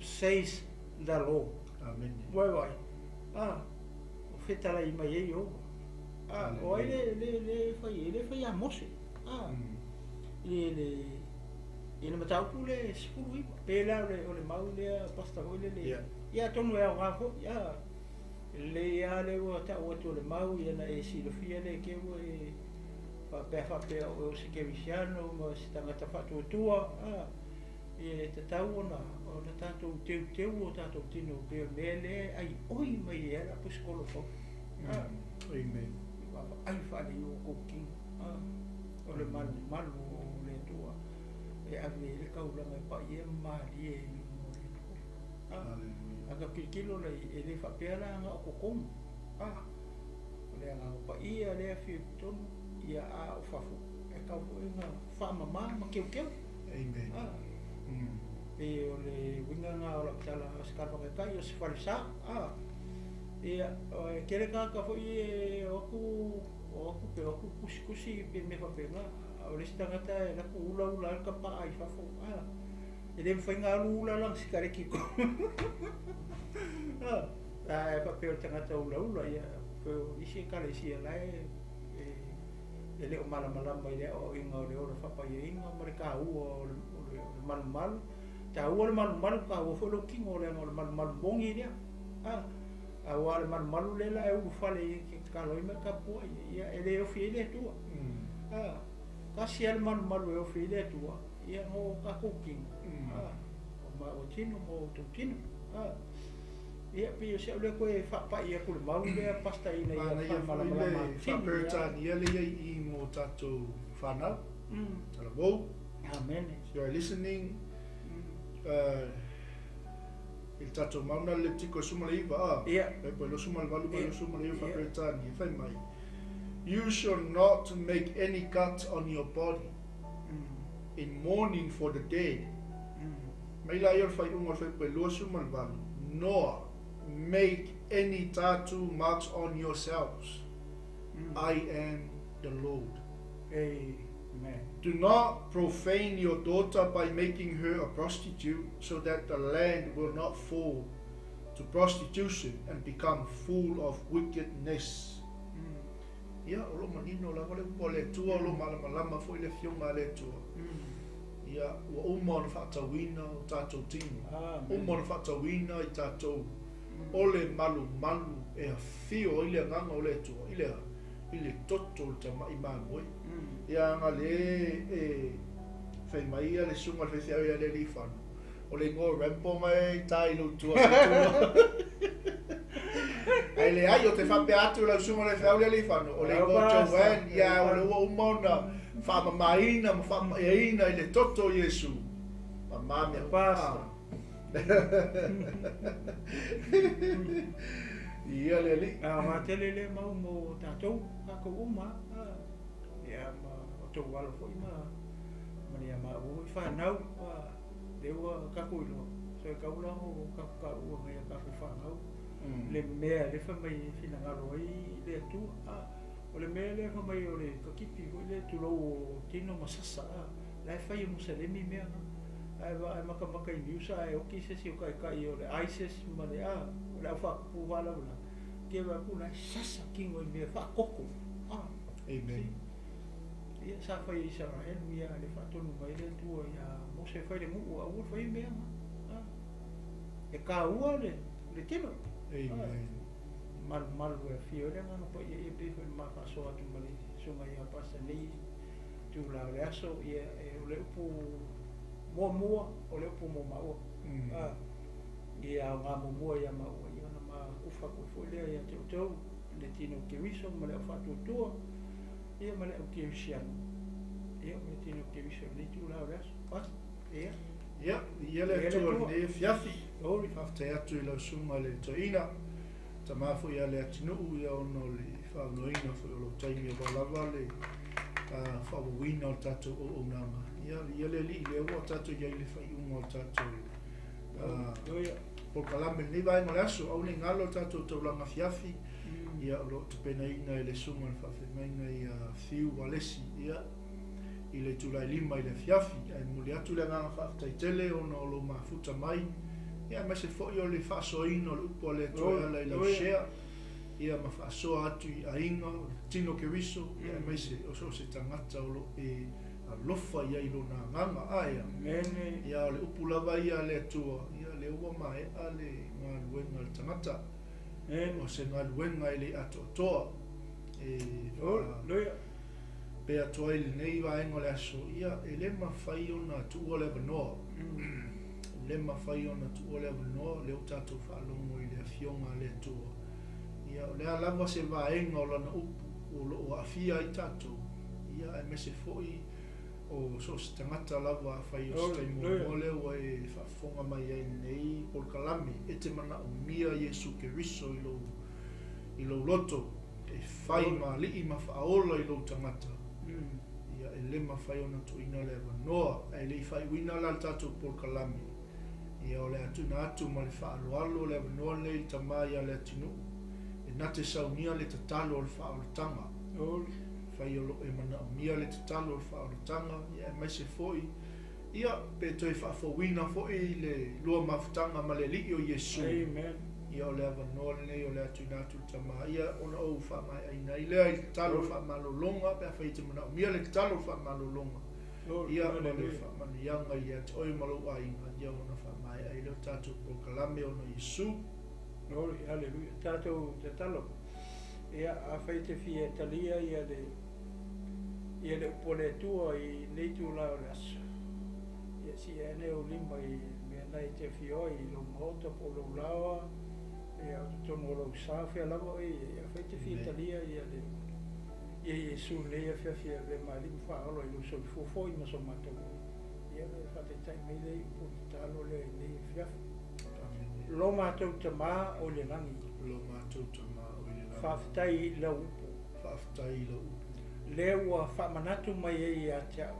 Le ua whamanatu mai ei a teau. Le TAUA o Loktino. Le TAUA o Loktino. O Loktino o le malu lea o lo nganga paia. O tino o le malu leo lo ngalu pa ia. O ave alala upu nei fiafi tama. Wa ave ala upu nei fiafi tama. O talia fo o Yesu ave mali ma faola i lo ola. O talia fo o Yesu e fai mali ma faola i lo ola. Faaftai tama mo lo. Faaftai tama mo lo. Anga pa ia fio mai. Anga pa ia fio mai. Ia whamanatu mai pēr ia te ulang tau tinonga i te aso. Ia whamanatu mai pēr ia te ulang tau tinonga le aso ua o salamo ai matari tonu i lo. Le aso o salamo ai matari tonu i lo. Ua o avea ai la upu e whai maala waa i lo uolanga le matua tua. Ua avea ai la upu e whai maala waa i lo uolanga. Anga pa ia fio mai. Anga pa ia fio mai. Ia whamanatu mai pēr ia te Whamanatu mai pēr ia te lau tau tinonga le nei fia. Lau tau tinonga le nei fia. Ia o tuma wai. Ia o tuma wai. Se ia o i le aso na i fola mai ai. Se ia o le aso na i fola mai. E te fio mai ai e si tia lau e kalesia. E te fio mai ai e si tia lau e kalesia. O te fia iai i nā i le aso tama. O te fia iai i nā i le aso tama. I lo ngoi e su o talo wala au o tui nei. I lo i ngoi e su o talo mala o tui nei. Amen. Amen. Oi, aleluia. Lo mātou ta mā o i le langi. Oi, aleluia. E le suia upua mātou ta talo. Oi, o mātou wala au atu le nei lava taini. Nei aso le tua. Aleluia. Si ato mātou lima i lungo le whatua tua. Ma le tali tonunga ato toa le li. Ma le mana la upu. Wa nao oe lava le tua o le wha malolonga. Pai atu, pai ane. Malolo ai o mātou wanganga. I malolo ai o mātou tino mo mātou mawhauwhau. I mea uma lava o le nei soifuanga ma le savalinga o lo mātou whola wai. Tamā, a bea lau upu o se wha malolonga le li mo i mātou le nei aso. E nei mawhai le li ona pai atu lau au, pai ane, pai ifo le li i le loto le nā. I lau au auna le nā, i lau atali ma lau awhawhine. Ua talia le nei aso. Ina ia aua nei ma vai le tua lau whamalolonga le tino. E sili le anganga le li. Na ia o mātou malolo ina le li. Au mātou iai le tino le tua. E wha ua wai le mātou tautua i a te oe malo finangalo. Whamanuia se o mātou atu no pere o Samoa. Whamanuia le atua i le alu ai o lo tala le lei. I soo se tau vine, soo se au nanga i le au ngānu ue. Le au misionare le atua o i whaasala lawina mo lo finangalo. Se ia lo whangia i la tau tamalo, la tau soifua au auna. Ia iai le tua lo wanga le lei. Awane i mawai le tua lo whaunga i runga o wauna. Awa le li le fe au fola o le tala le lei. Whamangalo mātou tangata le li e le isa mātou ato toa. Au mātou tali toa ua uma na whatawina i mātou le tai. TAUA mia tonuina ma whamamaina i mātou i le toto ta mai mamoi. Lean mātou ta talo ta mā. Awala atu ia Yesu ke riso whamanuia i so se au nanga i le vai no le aso le li. O le lea ai lau upu ta mā. Laua fionga fola. Na ia mawhai le li. O na ai aina se anga o e malau fina ngalo. Lean mātou talo le li e whamanuia lau au whai ngā luenga tofi. O bea lo lato malosi le tino. Sili le nganga le li. Ia wale tua le walawina ma le tausinga o lafu mamoi. Ta mali nei vaenga le aso. Tuma watu ia te oe le viinga, le whamanu, o le whaftai ma le whanenenga. Ono Yesu Keriso. Amene. Amene. Amene. Ia, whaftai atu sa mo le vaenga le aso, mai a te ngei, ia mese foi le tamaya le atinu. Ia mate whato whaatu nei vaenga le aso. Ia awa nei ngalo ia te oe tato taulanga fiafi. Ia i le tula lima i le fiafi. Ia ma le whawawina whio tato. Nanga, whaftai lau tapo inga. Ia manu ia tele. Whaiwa matiute whianga ia nei aso. Ono Yesu Keriso. Amene, amene, amene. Oh, hallelujah.